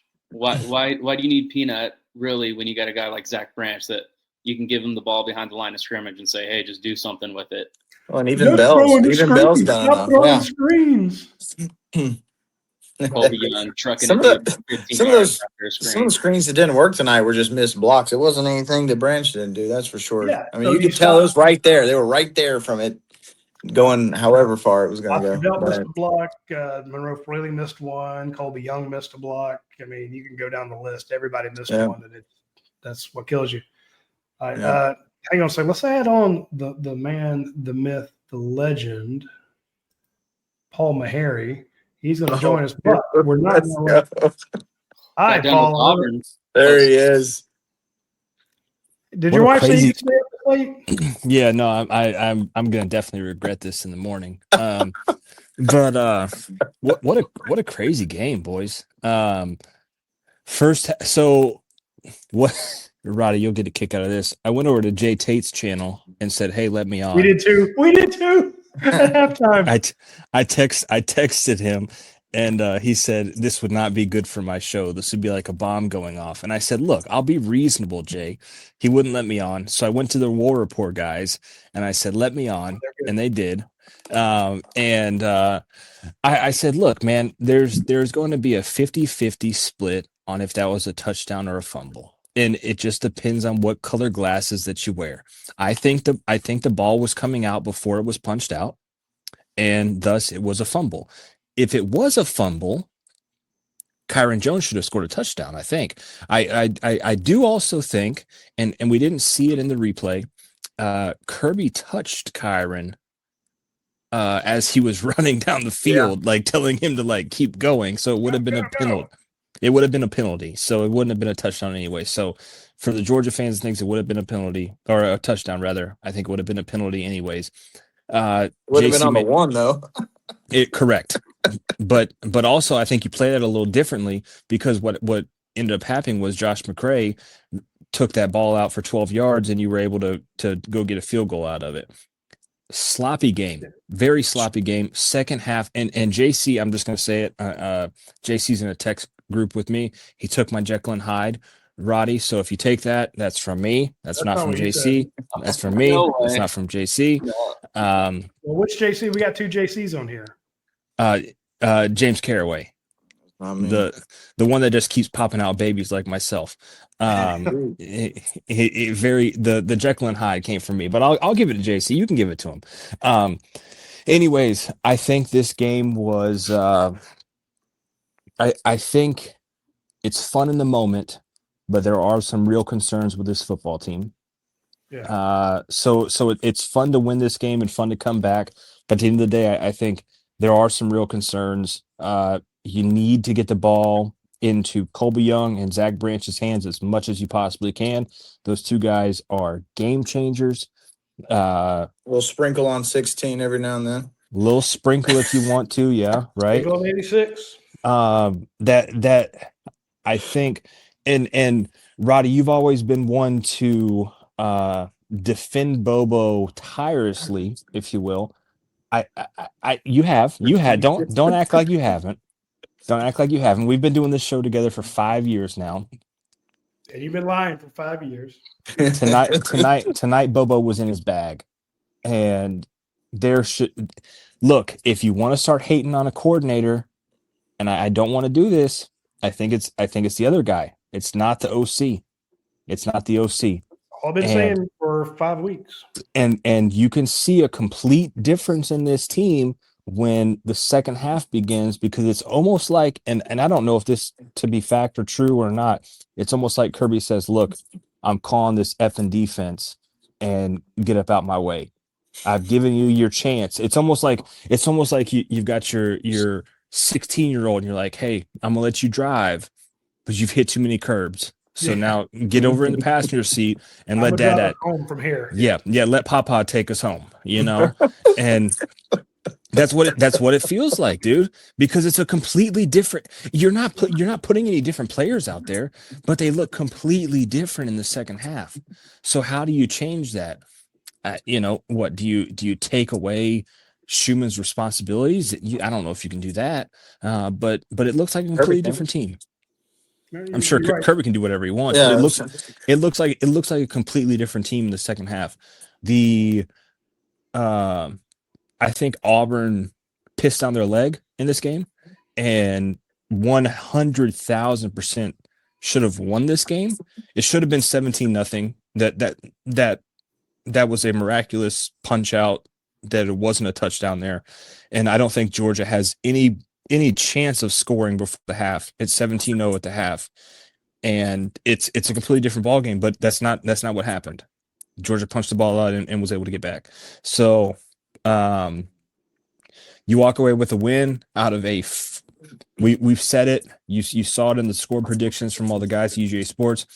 Jordan Hare is a freaky place to play at night. We've seen it over and over again. And guess what? This time it went against the home team. The penalties, all the stuff that when you watch these games being played at Jordan Hare goes the Tigers' way, it went Georgia's way. And that's what happened. Do I think this is a playoff team? Probably, yeah. Do they have major holes to fill? Sure. Are they getting better? Absolutely. You have multiple freshmen on the offensive line. Defensive line, who the hell knows? If I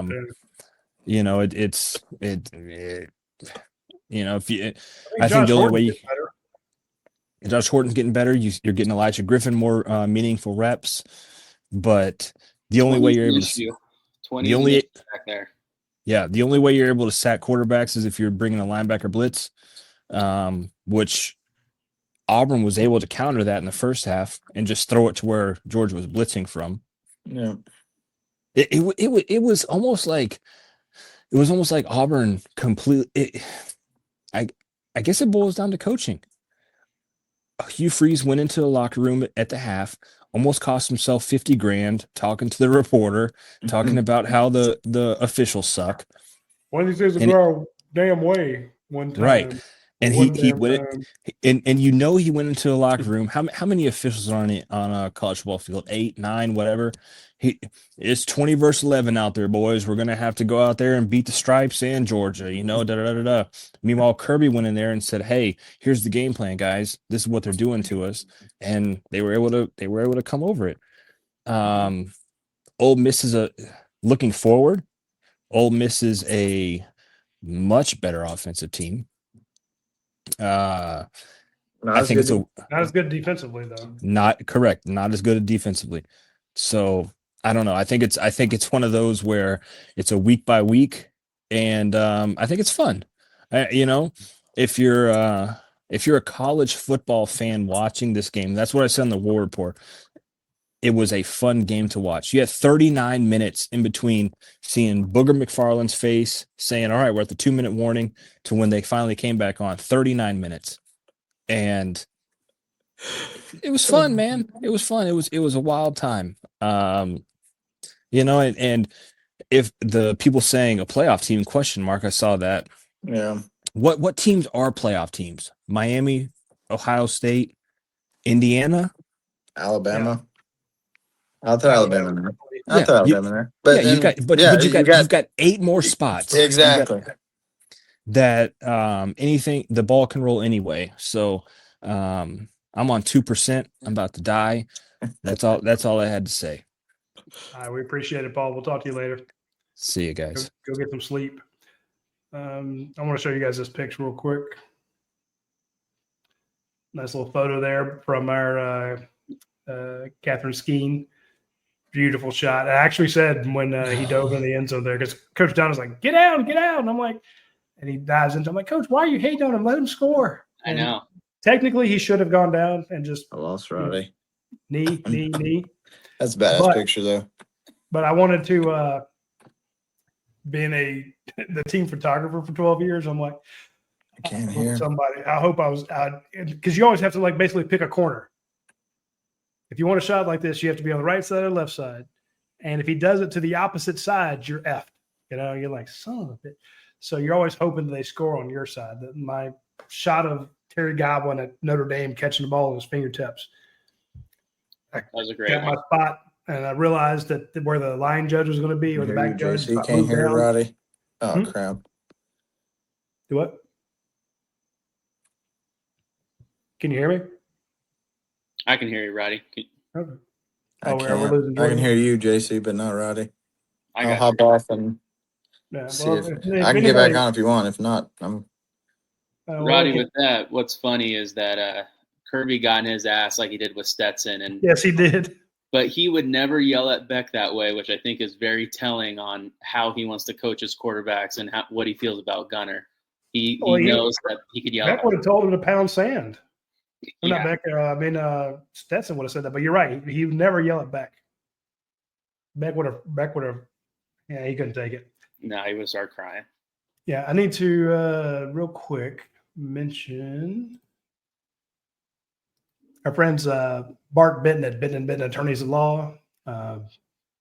They do car accidents, daycare injuries, truck injuries, premises liability, nursing home abuse, medical malpractice, and wrongful death. This guy has collected over $58 million for his clients in 2024.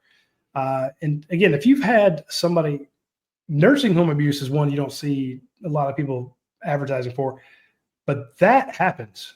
I have seen this firsthand. It is freaking awful. And there are people who are unqualified taking care of your loved ones in nursing homes. And sometimes they, I don't say kill them, but through neglect, your parents, grandparents get hurt badly. And that needs to be handled. So reach out to Bart Benton. Be smart. Call Bart. It's get a free consultation. It doesn't cost you anything to reach out to him. Okay, it's not going to say, "Oh, you want to talk to a really good lawyer who's collected damn near $60 million?" Yeah, our hours are first call $750. No, it's a free consultation.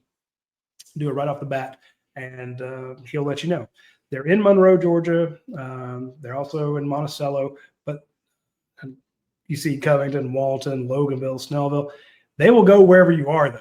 So that's when they say locations. That's like where they're out the most. But if you're up in Rome and you need them, call them. They'll come. So if you have any sorts of injuries, be smart. Call Bart. Get Benton and Benton attorneys. They're in Monroe on your side, and you will have a powerful, powerful advocate who is really, he's a bright guy. I hate people that are that damn smart. It just makes me really jealous. It really does. All right, let's bring on Heath Fox. I want to get Heath. He was on earlier, and I came on, and he ran away because he knew I was going to make fun of him for some shit. So, all right, Heath, I missed your takes earlier. So if you have some, don't say the same old shit that you normally do. Come up with something new and tell us what impressed you, what you like, or what do you think about what we've been saying. I'm going to tell you what I told Dane earlier. I'm going to have to go to the altar tomorrow morning. I've said a few things. I'm walking down. We're doing an altar call. I'm walking down first thing in the morning. No, there's a couple things that I got. Well, first off, you were asking earlier where London Humphreys was from. He's from Nashville. He is from Nashville. Okay. He is from Nashville, so he came from, obviously he transferred from Vanderbilt, but you look at Auburn's defense and you look at who they've played. They played a number 5, a number 6, and a number 10, us. The only team to beat them by 10 is Georgia. Good point. So, I mean, if you look at it like that, you look at Auburn's defense and you're like, okay, we stopped them on the offensive side. We only gave up 10 points. And like you said earlier, they didn't score after the first quarter. So you look at that and you're like, maybe Auburn's defense is a little better than what we're giving them, right? I mean, as Georgia fans, we obviously want to score. I want to score 40 points a game. But you come in and you play these defenses that are really good in the SEC at night. It's a tough game, guys. It's a tough game. I'm very, very glad that we got Branch from USC. Three names that I really like: Young, Branch, and Bowens. Those are 3 guys that I think are the core of the offense. Guys that I like seeing Gunner go to. So I like Gunner. He's tough. He's a mountain boy like myself. And I just think mentally this team is tough. And, you'll have games like this. Kentucky 2 years ago when we won by 1 point. We won 13-12 at Kentucky at night. These are games that just test you mentally. Hey, to go back to Georgia 2022 national champion team, one of the best teams have ever fielded, Georgia, Kentucky, 9-6. 9-6. You just got games like that, Roddy. You just got games like that. You're right. You're right, 100%. So, and then you see them bounce back and play an Ole Miss number 4 team next week, and you might win by 14, 21. Yeah. It's just it's and especially this year with NIL, the format has changed so much. Like y'all said earlier, you've seen Oregon lose today. You've seen Oklahoma lose to Texas. Texas lost to Florida by a lot. And it's just I don't know. It's a week to week thing. It's a week to week thing. And so here's the thing that I'm with you there. It is week to week, and we talk about the parity, and we talk about the fact that you can start out getting your butts kicked and then come back, and vice versa. Yeah. If you're an Auburn fan, you've lost to 2 top 10 teams on the road by pretty much 1 score. And you got hosed at Oklahoma. I mean, the SEC had to come out and apologize for you getting jobbed at Oklahoma. Yeah. And you're like, you have the best first half of your lives. And like you said, after the first quarter, they don't score again. And you just retired Cam Newton's laptop. You were just this is your night. Everybody's watching you around the country. You see Clay Travis going, I've never seen somebody get destroyed this bad as what we're seeing in Georgia's defense in the first half. Georgia's defense gave up 10 points. How do you think the Auburn fans are handling this? This was their bounce back game. Their backs were against the wall. like Florida's last week against Texas. They, like you said, you don't know what's coming. Sometimes it is just pure emotion, and teams play up and down. Georgia played up and down. What's going through the Auburn fans' mindset right now?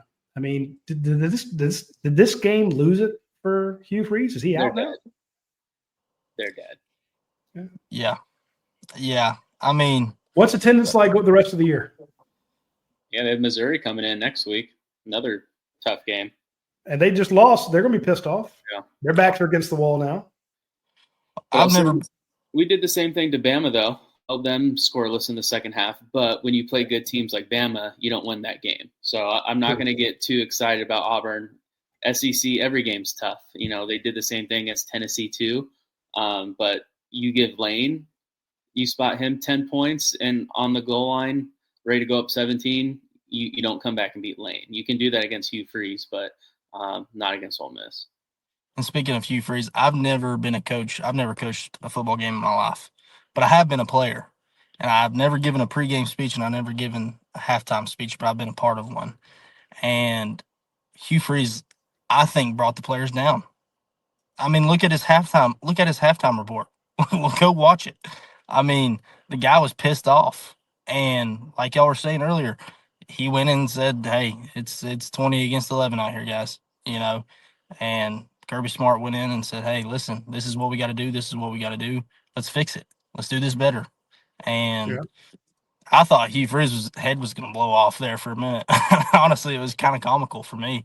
But dude, he was about to choke on anger, you know, and he started to say some shit. He started to go off. Oh, for sure.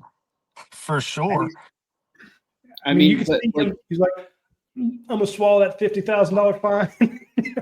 I mean, they were giving us the ass beating of a lifetime, and it was halftime, and they were only up by 7 points. Yeah. Like, what are you supposed to feel? Like, it was crazy. That was a close game. Both halves were absolute blowouts, just one way or another. For sure. We do have the Hugh Freeze postgame comments up at ugsports.com. You can check out what he had to say. We also have the Kirby Smart presser. I mean, there's questions about the timeout. There's questions about, you know, fumbles. There's question about why can't your defense stop anybody? Why can't your offense block anybody? But, hey, Kirby, how did you win by 10 on the road in the SEC? This is why I don't know that I can do 5 more of these games. We're halfway through the season. Georgia's 5-1. They've lost 1 game by 3 points. So this team feels so flawed and so dangerous. And you're like, God, you should be 3-3, you know, but you're 5-1. And I don't know if I can go through these emotions again with Ole Miss next week. And then you know DJ Lagway in Florida, they're not going to play like, you know, goats and, you know, 3-legged goats. When Georgia comes to town, they play different against them. And they want revenge after Lagway got hurt last year. Then you got to play Texas. Arch Manning, they won. They beat a very good Oklahoma team. So then you're going to have Haynes King. They're going to be undefeated. Georgia Tech's going to be undefeated when they come to town, or when Georgia faces them in the Mercedes-Benz. Mississippi State on the road is not going to be easy. Yeah, I was trying to think of the 5th one. Yeah, that gets good. So you've got. But this team this is. I don't. We're gonna have to drink a lot of Hunker bourbon. Absolutely. Absolutely. I mean, we're young though, right? I mean, we're young. We're injured. We're hurt. We're young. We're all these things. And but here's the thing. That's what gives me hope about the team, because you are young, absolutely, but your senior leadership has some issues, right? Mm-hmm. One of our first guests on earlier was saying, look, Monroe Freeling has got to make his blocks. Dalen Everett got called for 2 different penalties, you know. Mm-hmm. Oscar Delp misses a block. Micah Morris misses a guy. He doubles the 3-eye and leaves his B gap to his left wide open. They come in with a linebacker or a corner blitz there and just kill your quarterback. Dude, you know, if you double down, you got to – I mean, hell, I'm not saying it's a trail technique, but there are techniques where you gotta feel if somebody's coming through there. They see you abandon it and they shoot through. They're reading you. So it's sometimes your more experienced players have not been stepping up. Gunner's just going to get better. This is seventh start, and and think about the year that your first year versus your second year as a QB. Look Carson Beck looks great. For sure. And I think he came in the SEC Stetson championship Bennett last from year 1 to year 2. Come on, year 2, they went undefeated. He looked the mastery that he had of that offense. So he's going to get better. But you're Elias Williams, you can't drop that pass, son. And then Noah Thomas goes up with one hand on a sideline route. Should have had that. Colby jumps too early. Colby jumps. It's like, come on, guys. And so I'm with you there. You are young, and those guys will get better. But at some point, your senior leadership needs to lock their shit down and stop messing up. Yeah. Well, what does Donnan have to say, like with the defense? Christian Miller, I see him whiffing on tackles in the first half, comes back in the second half like a new man. I can understand the O-line. I don't understand how the defense can go from being so bad to looking completely different, so good in the second half of these games. The man coached for practically 60 years, and he'll tell you, he said after the game was over, he goes, that was the goddamnest game I've ever seen. Excuse my language, but he'll say the same thing that I do. He's like, yeah, we're not good. He talks to Kirby, he talks to Schumann, he goes over there, he sees those guys. And he was calling, I won't say he's calling out coaches because they're compatriots, they're colleagues, they respect each other. But he will say that was a bad play, especially like a first down call. He's like, why did we roll out to the flat there? That was a bad play. Why did we run that? And in the first half, he's like, shoo, they got you scouted. Talking to Schumann, he's like, you're going to have to do something different. They got your plan down. So the question you're asking earlier, or excuse me, that Jordan was asking earlier, when do you change the scheme? Do you have to wait till halftime to change it? And again, I don't know the answer to that, but there were times that he's very frank about when it's a good call. And Mike will tell you, Mike Bobo will say, hey, that was a bad call. And that's my thing when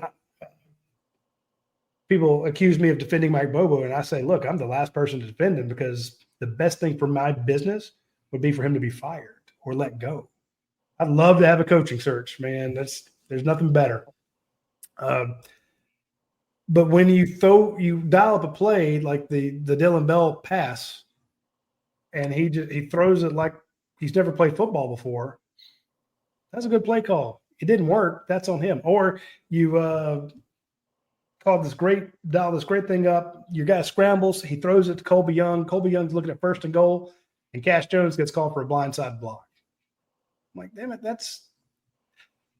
I'll blame the players when the players screw up, and I'll blame the play calls when the play calls are bad. And that first half, it was both sides, top to bottom, just a garbage time, a garbage game, garbage scheme, garbage call, garbage execution. And then all of a sudden, after that fumble, they could do no wrong. What were we, 0-5 on third downs or 0-6? And they came down to third down completion, Well, yeah, we're tied I at don't one think you compared point. the third down to the second half, did you? Yeah, we were tied at one point without converting a third down. Like, what is the other team supposed to think? Like, what else can we do? Right.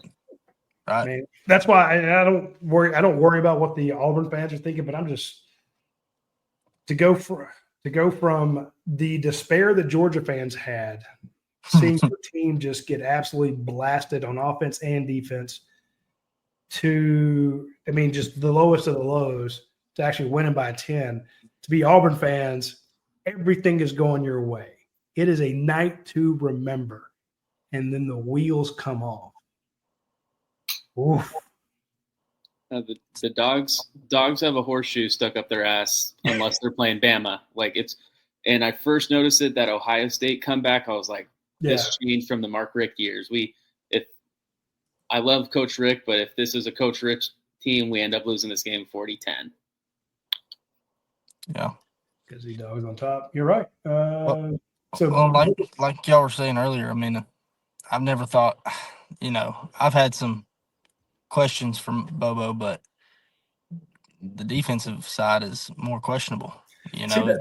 that's to me is, and that's why, again, if they want to get rid of Glenn Schumann, I'll have a coaching hot board published within 10 minutes.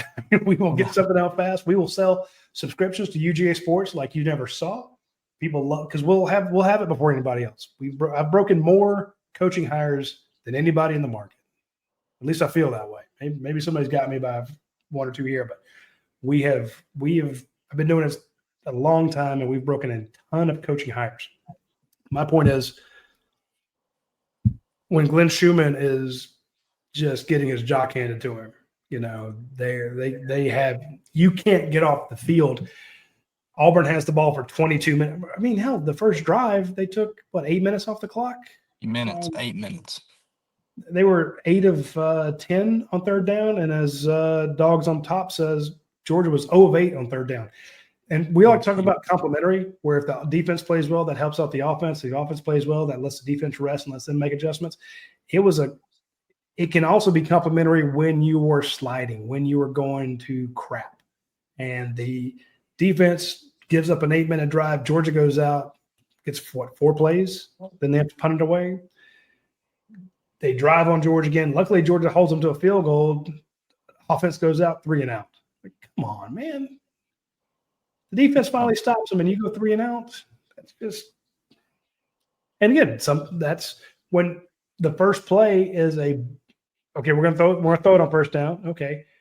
It's a low propensity scheme. It's like you have to force it into a tight window. The tight end can't catch it. Now you're at 2nd and 10. It's like, hey, that was a bad play call. The little pitch there, that was a bad play call. So, but if your quarterback doesn't try to throw it like he's knocking down, like it's a 44 Magnum, maybe the catch is made, and all of a sudden, that's a brilliant call, Mike. You're in your bag. So, I'm just saying it's a varying line between, is it the execution, is it the scheme, is it the play call, is it the philosophy, and again, I go back to what Georgia put in for the Alabama game, specifically for 3 games prior to Alabama, they ran Talon Taylor on a corner route. So that Alabama, when they watched the film, they knew that when 11 got in, he ran a corner route. And when he ran it against Alabama, he ran a post. And he was wide open. And he drops it. Yeah. And they're like, Mike Brewer didn't score enough. I'm like, it's the players too. Yeah, it's the players too. But it's the personnel. It's like, the first half. I'll say this before I log off here, because I'm a Bobo defender for life. And if you want Bobo gone, just wait till Jared Curtis plays here, because we have Josh Allen coming to the University of Georgia to be our quarterback in a few years. And you tell me if you hate Bobo after that kid gets on the field and plays for us. Exactly. All right, guys. I have an offensive line. They'll keep him upright. So, all right, we'll see you later, JC. Take care. See ya. All right, let me ask you a question. Let's rewind here. Fumble play. Let's talk about it. If you replay that, and let's just look at it from both sides here. If it's a fumble, is it a touchdown? If it's not a fumble, is it a touchdown for Auburn? How do you get spotted at the 1-yard line? If it's not a fumble, then they're saying he got it over the line and then let it go. Yep. Because if he gets it over the line, which is what the Auburn contingent will say, he got it over. At that point, the play's dead. You can strip it away from him. He can drop it, whatever. So the minute it crosses the line of scrimmage or the goal line, the play's dead no matter what happens. Touchdown. So they had to say it came out before that, because any part of it gets over, it's a touchdown. So when they say it's a fumble, now it's a live ball. Who came up with it? the guy on the backside of the play, Kyron Jones. They say, or I'm assuming they say, that that's when they blew the whistle. Where was the ball on the 1 yard line? We went back and listened to it. Dane brought it up on his laptop. He's like, hang on a second. And he grabs his laptop and plays it. And we're like, we're listening. And normally we went to the play before it and you could hear the whistle. So it's not like the whistle wasn't coming over on the TV. Must have been a silent whistle. It must have been a whistle that didn't work. Or it could have been blown by you. When you, especially on the goal line, you'll have the line judge and then the side judge. They get even with the ball and even with the goal line, and so they're both. And you see them both run in. One will hold up his hand, saying, "I got the spot. I'm clear." The other one will say, "No, you got it," or "No, I got a better look." And sometimes they'll even compare notes. Yeah, who had the better view? I could see maybe the side judge or the line judge closest to the Auburn sideline blowing a whistle because he didn't see the ball pop out. All he saw was a guy he thought was quarterback get on top and stop momentum. And all those guys are slammed together. You blow the whistle so nobody gets hurt. Yeah. But we didn't hear it. Nothing. I've worked the sideline with those parabolic mics, and it's amazing what you can hear. It's a big mic, and you turn that thing, and it goes down to a pinpoint. It is amazing to listen to the coach on the other side, listen to the quarterback in the huddle. You can hear everything, and they pick up a lot, and they have mics all over the place. That's why sometimes you hear the crowd noise. So to answer your question, that's why that thing took so long. I'm pretty sure they knew right off the bat that he didn't get over. And they're like, well, where do we put the ball? Yeah. Who blew a whistle? They ran it to the end of the end zone. I think he should have gave him a touchdown. But absolutely, 110%. I think so too. And that's just because I got confused on that. I mean, it was confusing. Yeah, I was I think everybody was kind of confused on that.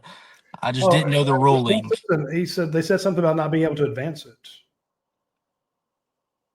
I don't know why you couldn't. I promise you, I heard everything Kirby Smart said after this. After this, he must have a British clap or something. He looked like such a liar. He really did. I mean, they were playing it up on the big screen. You know they were. You know they were. You know they were playing that up on the big screen at Jordan. They did because Hugh was pointing. Hugh Freeze was like, "Look, you sons of bitches!" He's pointing timeout. So.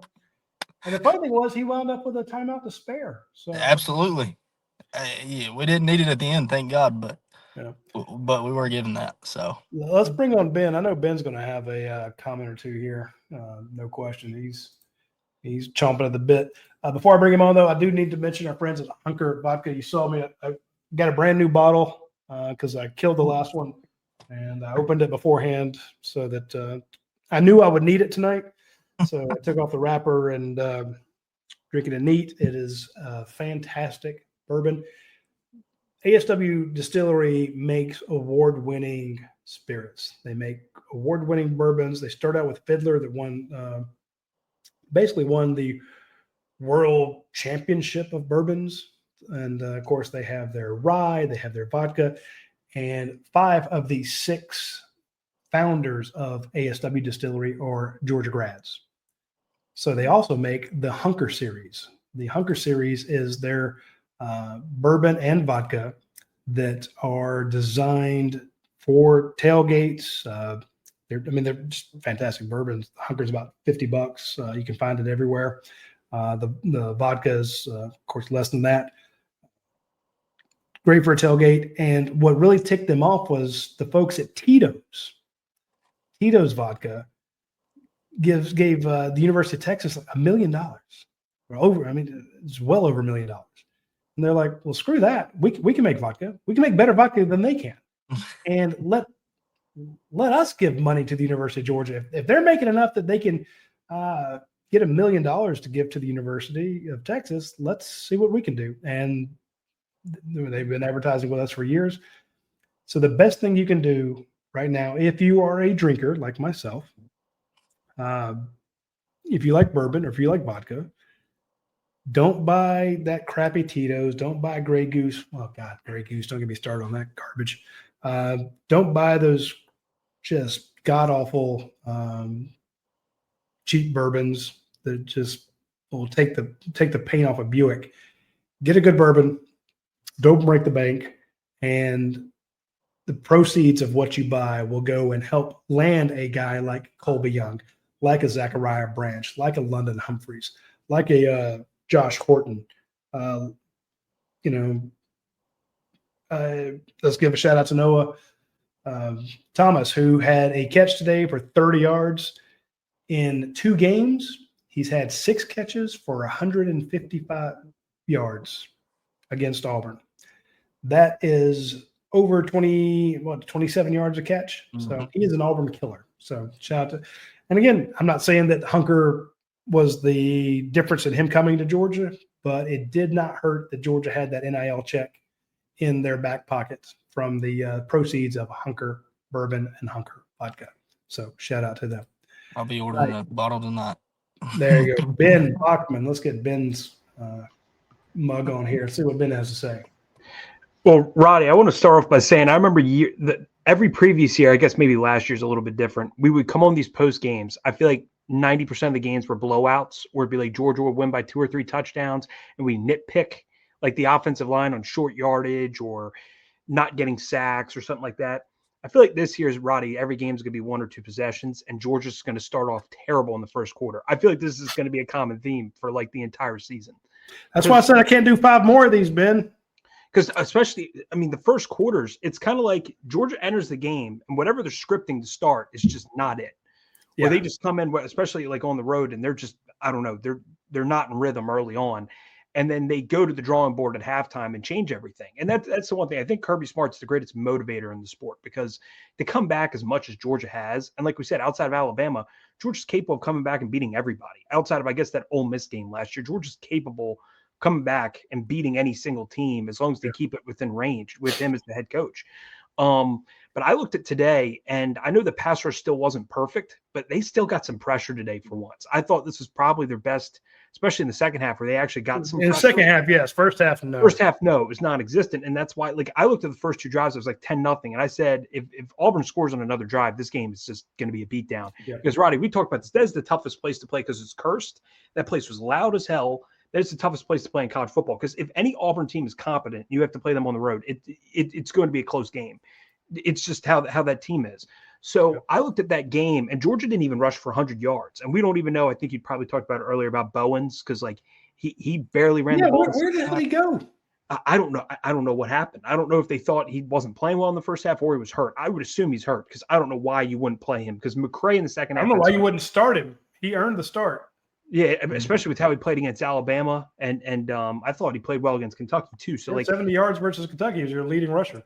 Yeah, so I don't understand that at all.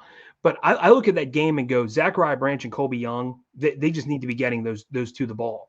But I remember the thing that kind of changed everything to me was seeing Noah Thomas catch a pass. I didn't know he was still alive, Roddy. I'll be 100% honest with you, because I remember everybody in the fall was like, this guy's going to be like the face of Georgia, and he caught a pass. I'm like, he's still alive. He's still on the team. I didn't know he was on the team.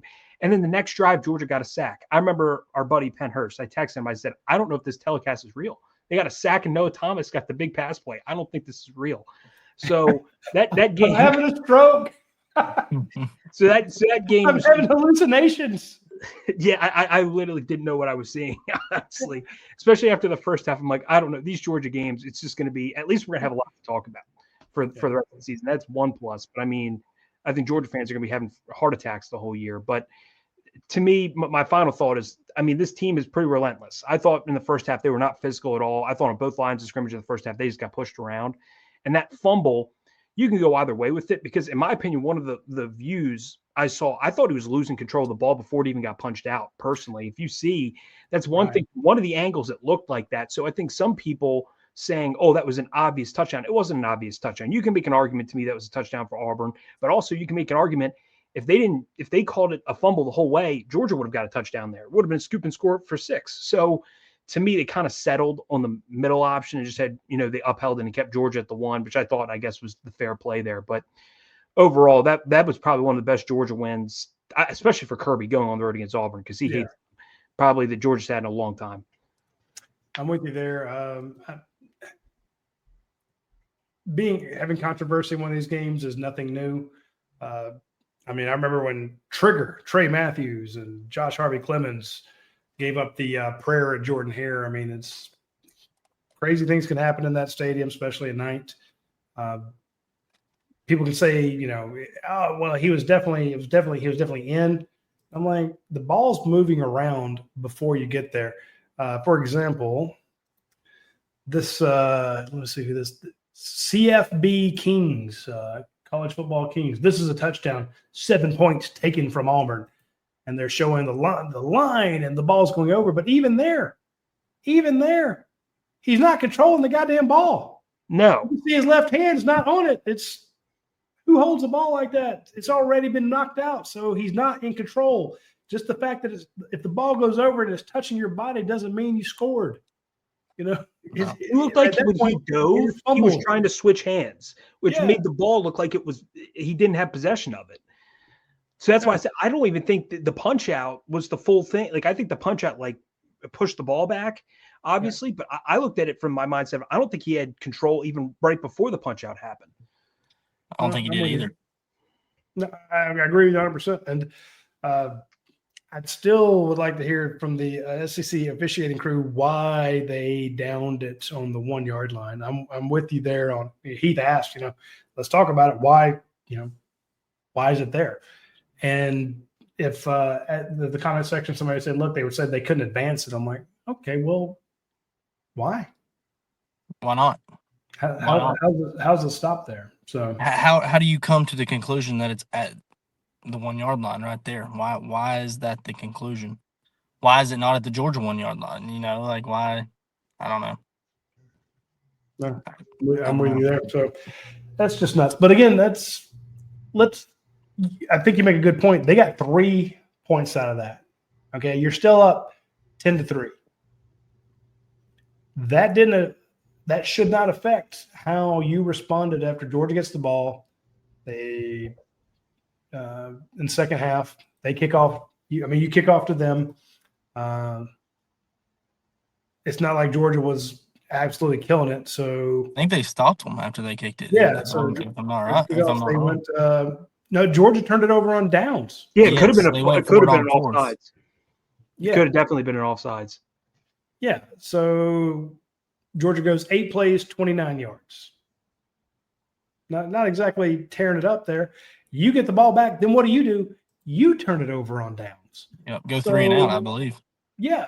No, 4 now because they went for it. They went for it too. Yeah, that's exactly right.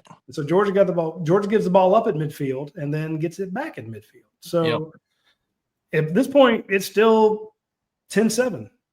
10-3. You're still up by a touchdown. You can't throw the whole game on that. I will say the speed option. The game was. You can be mad that you lost 3 points there, and then they are 7 and they get 3, but you're still winning. Go win the rest of the game. You didn't score again. They also hurt themselves with the targeting call, and they gave us yards. They gave us the 3 points. That the only real drive of the first half. I think they had 3 penalties on that thing. Yeah, they gave us the 3 points by penalties. So it's not like we were shoving it down their throats. So I don't know, but it's crazy. It was a crazy game. I will say, Roddy, a speed option in the Mike Bobo playbook on 4th and 1. That popped me. I was sitting there because I was thinking on short yardage, Georgia was not running the ball well in these 3rd and 1, 4th and 1s at times, especially when you look back at what happened against Bama. Maybe that was giving flashbacks. And I'm sitting there, maybe they just put the ball in Zachariah Branch's hands because if he has space, you're going to get some level of yards. And they do that speed option. And I'm sitting there going, that was a gorgeous play call. Now, that nearly got botched. But at the same time, that was a hell of a play call. That was a great play call, and I love it because what did they do? They knew it's the same thing at the end of the game when he winds up throwing it to Dave Frazier. If I'm facing Georgia on 3rd or 4th down, and it's 2 yards, 3 yards, I'm expecting a quarterback run. And honest to God, if I'm Mike Bobo, that's what I'm running. So if you know they're going to key in on it, you do this.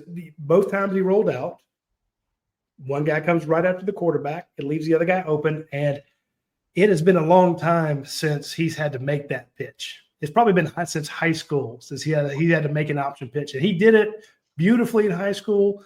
The ball would just it looked like he was handing it off. He'd do like one little rotation and be right there, you know. And he's handing it off to a guy who's not nearly as good a player as he is, but knowing that everybody's going to key in on him, he'd toss it out there, or he'd fake the toss and cut back inside and pick up 17 yards. And boy, did he almost botch that pitch. if he throws it good, that one goes 25 yards. Yeah. I like it. And again, now you got to plan for it. So fun time. That last offensive drive that might have been one of Mike Bobo's top 3 or 4 drives he's called. Especially, I thought the throw to Humphreys on, I forget if it was 3rd or 4th down. When they dialed it up to, it was kind of like I think it was.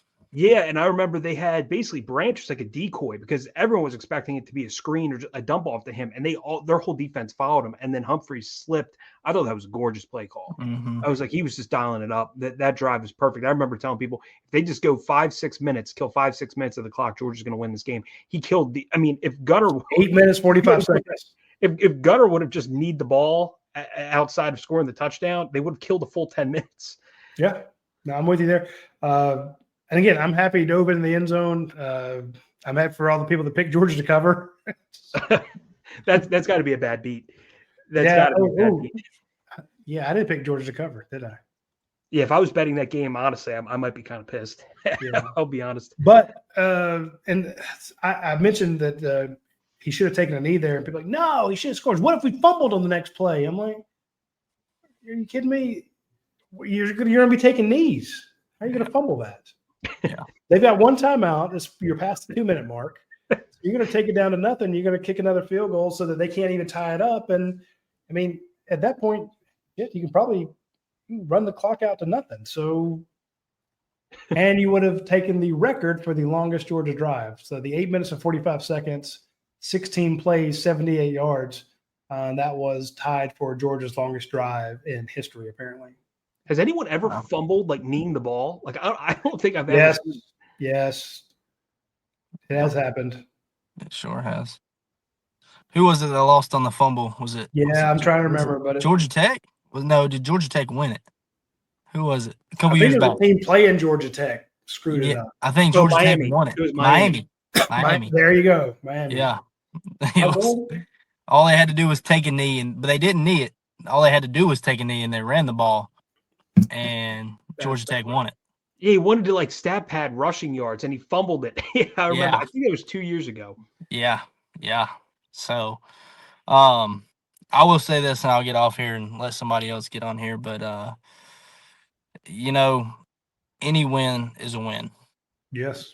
You're 5-1. Yeah. Should be 3-3. I think this game kind of was like the Tennessee game where that crowd noise went from right here. And then it just kept going down and just going down. And then you look at the crowd and they're all like this. They're all like, just what the hell just happened? You just got Kirby Smart. That's what you just got.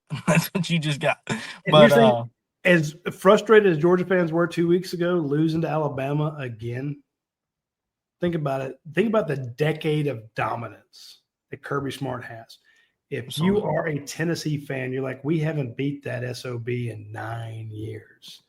If you were Auburn, you're like, we haven't beaten him in 2,860-something days. My kid was 1 year old when we beat them in 2017. Now he's going into 6th grade, and we haven't beaten them. What? Yeah. I mean, I was a 10-year-old. I was a 10-year-old the last time Kentucky beat us. I was 10. I was 10. Exactly. Now you can drink, you slot, Yeah, exactly. So, but that's the point, it was like when you think about that dominance, and these are your rivals. Tennessee is a rival. Auburn's a rival. And you've got 9 in a row on them. That is heartbreaking as a fan. We got them on the road. We're killing them. There's no way they're coming back from this. We're about to be up 17-0, and you lose 20-10. Yeah. Think of the people walking out of that stadium, walking back to their car. The stadium was packed until the last 2 minutes. Yeah. They're all leaving at the same time. And again, I'm thinking at this point, they're like, they are going to turn on that. If there was anybody on the fence about that coach. And shout out to our friends on the Auburn beat who were all picking Auburn to beat Georgia. It was looking very possible. It was looking very – give them credit. Auburn's like my question is, what happens to Auburn's future? Because you look so far, every year under Hugh Freeze has been disappointing, and I think their team this year is still a good football team. It's just a loaded conference, and if they lose another 2 or 3 games, like you have to look at Auburn and be like, are they going to accept winning like 6-7 games every year? Like, how long has it been since they've had a winning season? Just one more year. Like I would figure you would just get like one more year after this. Is my thought process. I don't even remember the last time Auburn had a winning season. I don't know. It's been at least 3 or 4. At least. I mean, they have a good defense. Like I said, they have a good defensive team. They do. Offense is shaky. Yeah, they the great defense, and as Andrew points out, they've lost all their close games, which again makes it so much worse. Oh my God! And again, you don't want to be blown out. No. But just as we can go back and say, oh God, if Talon Taylor catches that ball, we finally beat Alabama. Just the way Alabama weighs on your soul as a Georgia fan, that's what Kirby Smart does to Florida fans, Auburn fans, Tennessee fans, Tech fans, South Carolina, Clemson, everybody that's not named Alabama. Yeah. Even with one of his least talented teams and least talented coaching staffs. And I'll kind of end with this because I need to go. We're well over 2 hours here. When Kirby said last year, this is my best coaching staff, or he said, I love this staff. It's maybe one of my best ones. And I'm like, I don't agree with that. And then he said, we did our best coaching job. I'm like, that I do agree with, because the elements that they were missing last year were obvious, and they still won the SEC. And maybe if you don't lose Carson Beck, you go further in the playoffs. So I thought they did a great coaching job last year. This year, not so much. But it's almost like, my friend Jim Donnan, when he said, I've waited a long time to coach this team, to have this much talent, and he did. There's almost like this hubris, this cosmic punishment for being too complimentary of your team. And he takes up, he says, this is one of my best coaching staffs. It did not look like it tonight. Second half looked like it. First half looked like they'd never seen football before. And it's just funny how the coaching gods, if you will punish you for saying anything nice about your football team. Don't ever say, I've been waiting to coach a team like this, because they can just come back and bite you in the ass. I've been waiting. This is my best coaching staff. It's like, oh, no, don't say that. No, especially early in the season. I get like if you're in the playoff and you're like, yeah, I love this coaching staff, because it's like, look at how far back. After you won the whole thing, this is the best staff I've ever had. Suppose he says that, and then they just go like 6 or 7-5, and it's like, oh crap. This is probably my worst. And then after the season, like, we will not be hunted. Yeah. What's his record since we will not be hunted? Yeah. Pretty impressive. Yeah. But one SEC title. Yep. Or you don't come in and say we're going to be undefeated this year like Dabo did. Don't come in. Example. Don't Anybody come in that says anything that we call bulletin board material, the football gods will punish you. Yeah, I keep thinking about Tyler now that you brought up Dabo, because I saw James Franklin. I don't know, Roddy, if you saw James Franklin's call-in show the other day. Like the first 4 questions were, I'm so proud of you, James Franklin, like after they lost to UCLA. And the one guy just called in and said, we are. Can I get a we are? And like those are the first 4 calls. He just lost to UCLA. So 0-4, who's like offensive coordinator's like 22 or whatever, and had called plays for 2 days. And all of the phone calls are like, we love you, James Franklin. And then you think of Dabo getting called by Tyler and like going into Tyler from Spartanburg's on line 2. And then turn How around about and lose you to coach that Northwestern dang today. football team? Yeah. They lost to Northwestern today. Penn State did. So Imagine if Kirby took calls after like an Alabama game. I think like the viewership would be absurd. I will tell you this though. I know one person on their staff watched our postgame show after the Alabama game. Said he couldn't sleep. But it wasn't Bobo. He doesn't give you It's information. not Mike Bobo. He does not give you information, so he does not watch. Like, come on, Mike. I covered you in college. You could at least tell me, give me some inside information. Mike and I, when I first got into the business, Mike and I had a run-in, and he's never told me anything since. So be it. So be it. Hey, can we give let's end on some. Well, I got Heath and Ben with me. Let's give some helmet stickers before we go. Go ahead, Ben. All right, I'll give out 3 of them. I'll give out 1 on offense and defense, maybe another one in there. So first, I'll go Zachariah Branch because I just think whenever they just needed a play, like especially 9 catches. 9 catches. I mean, it was 1st and 20, they went to him. Then it was 2nd and 11, they went to him, and I think then they might have went to him again later on that drive. He was just willing them. So I think with him, he was just making play after play, just getting those tough yards. And then on defense, it has to be C.J. Allen. I mean, C.J. Allen filled up the back. I mean, 10 tackles? A sack. I mean, Georgia got a sack is something of its own. Whoever gets that should get a game ball regardless. And he gets credited with the forced fumble, which was the play of the game. So, I mean, C.J. Allen has to be on. Was it him or Raylan Wilson that forced it? Oh, it was Raylan Wilson? No, I wasn't sure who hit it. I'm on Georgia's site. It says C.J. Allen gave it. Okay. I wasn't doubting you. I wasn't sure who hit the ball. So. I thought it was one of the Joneses personally when I saw it live. Yeah. So I'll just leave it at those 2. Yeah, forced fumble is on the stat sheet. It says C.J. Allen, so I'll stick with it. Okay. I'm gonna give 3. Zachariah Branch is definitely getting 1 from me. You got one already, dude. You got to move on. Yeah. Well. Okay. All right. Fine.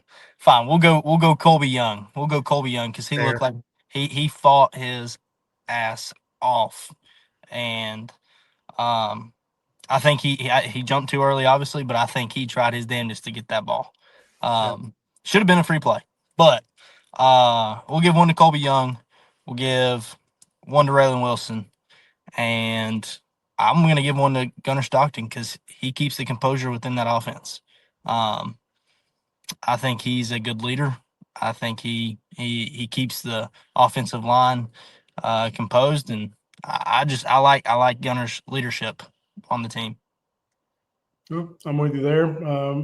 I was going to go with Colby Young just because the way he fought every time he caught the ball. Yeah, he is throwing people around like a damn bull in a ring. It is, he is something serious. Yeah, I'd like to get more than that penalty. It would have been a touchdown for Colby Young. Yeah, it'd been close. Targeted 6 times with 4 catches. I'd like to see more from him.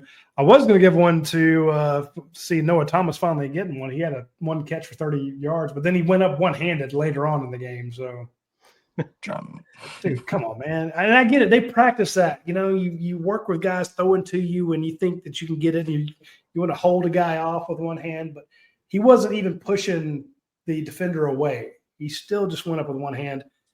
Even if you can't catch it, go up with 2. If you go up with 2 and the guy's holding your jersey like he was, it's a lot more obvious to see it. Like the fact that he exists in this game, he should get a game ball for just existing. Because I forgot he existed. He had 30 snaps last week. People are like, why is he not playing? He played 30. And I will give him 1 because he also got a pass interference call.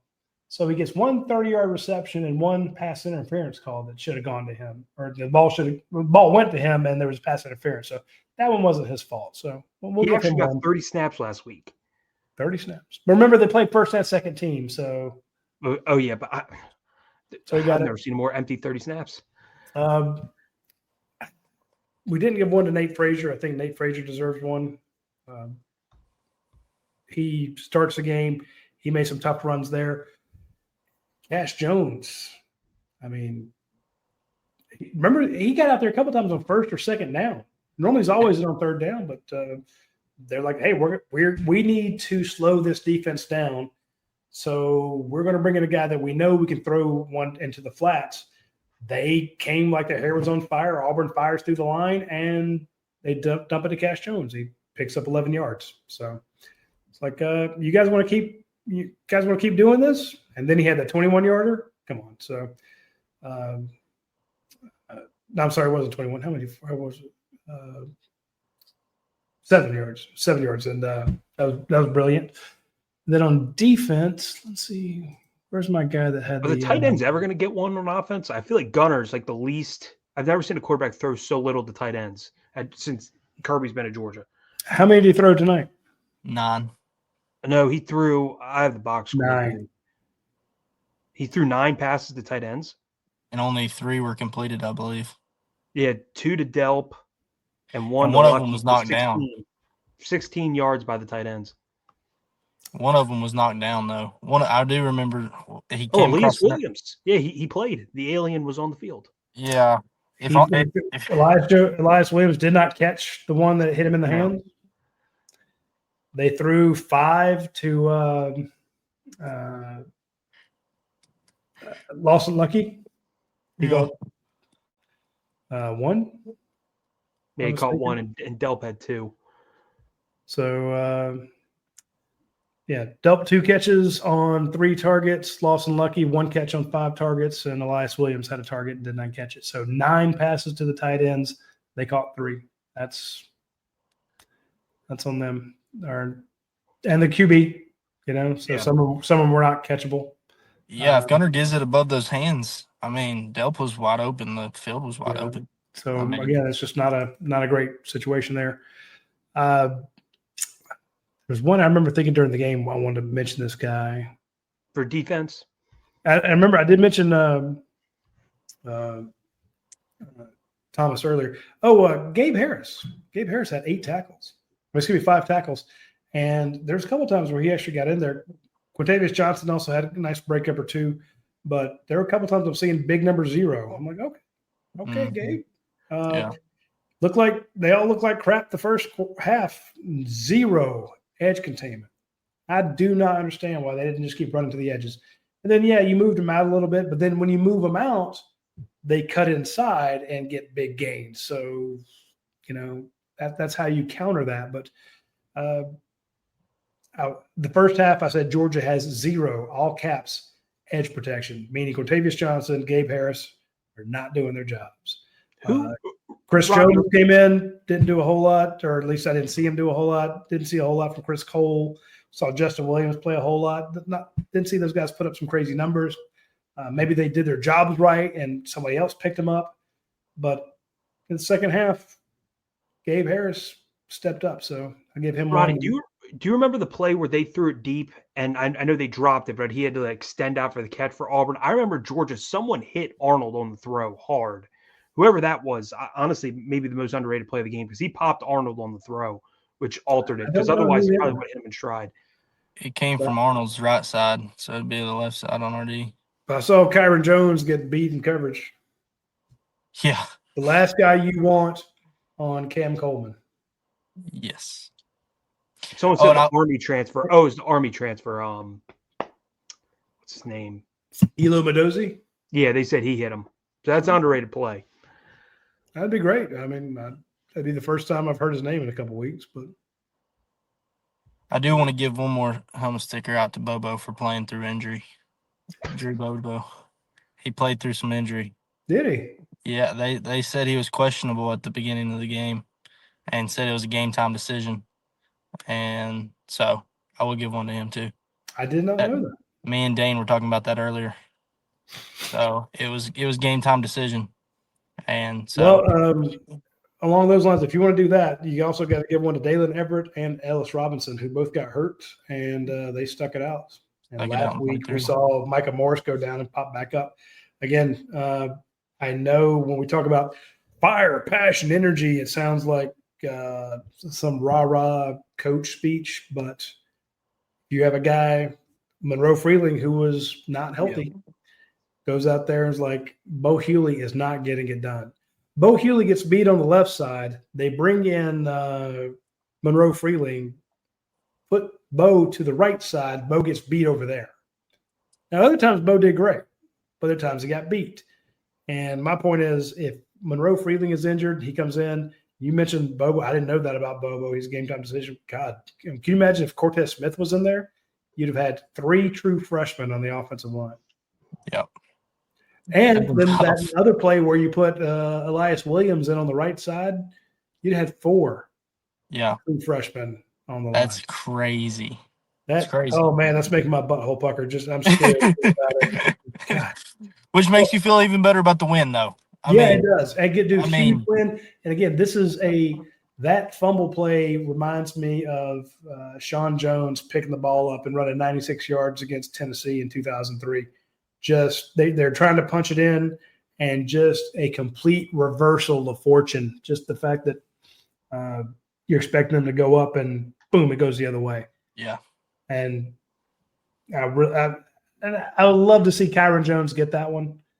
That would have just, for a guy who struggled, for him to get the ball and run all the way back, that would have made his whole season. So he was a high school running back. I don't think he played much DB in high school, if I remember correctly. I thought he was being recruited by, I think, Virginia Tech at running back. He wasn't even a traditional defensive back either. Wow. He ain't playing much DB here either. No. Nah, that was mean. I shouldn't have said that. We'll give him. He's very good against the run. He is very good. He hits. He knocks guys back. And first half. And here's the thing: people's like, well, what changed in the first half and second half? First half, they didn't tackle for crap. No, the run second defense half, is awful. they didn't miss a tackle. The run defense is awful. Their offensive line made us look like little boys. Auburn's pass game was not impressive. Yeah. I'm just going to give credit. The way they tackled the second half, I would love to see a comparison. Maybe our friends at Pro Football Focus have it. Tackles missed in the first half versus tackles missed in the second half, because they were lights out in the second half. For sure. So, all right, folks, I'm going to have to wrap up the show there. It's 2:11 in the morning. If you're listening to this on the next day, we appreciate you listening to the podcast version of it. And I know it's not as fun if you're walking or jogging or driving in your car and see everybody's faces, but we do appreciate all the people that listen to this on their Apple Podcast and Spotify and such. It means a lot to us. So thank you much. And for Heath and Ben and myself, we will see you next week. Georgia hosts Ole Miss at 3. College Game Day should be coming to Athens. Should be. Hey, listen, I thought they were coming to Athens against Alabama, but they didn't. Yeah. So I said before the game about noon, I said if Georgia and Ole Miss win, College Game Day will be coming to town. Mm-hmm. So if they do announce that, then I'll be proven right. That's right. If they go somewhere else, then I will tell you my sources inside ESPN are wrong. So yep, we'll see. Right. All right, folks. Y'all take care. Appreciate you, Roddy. See you, my man.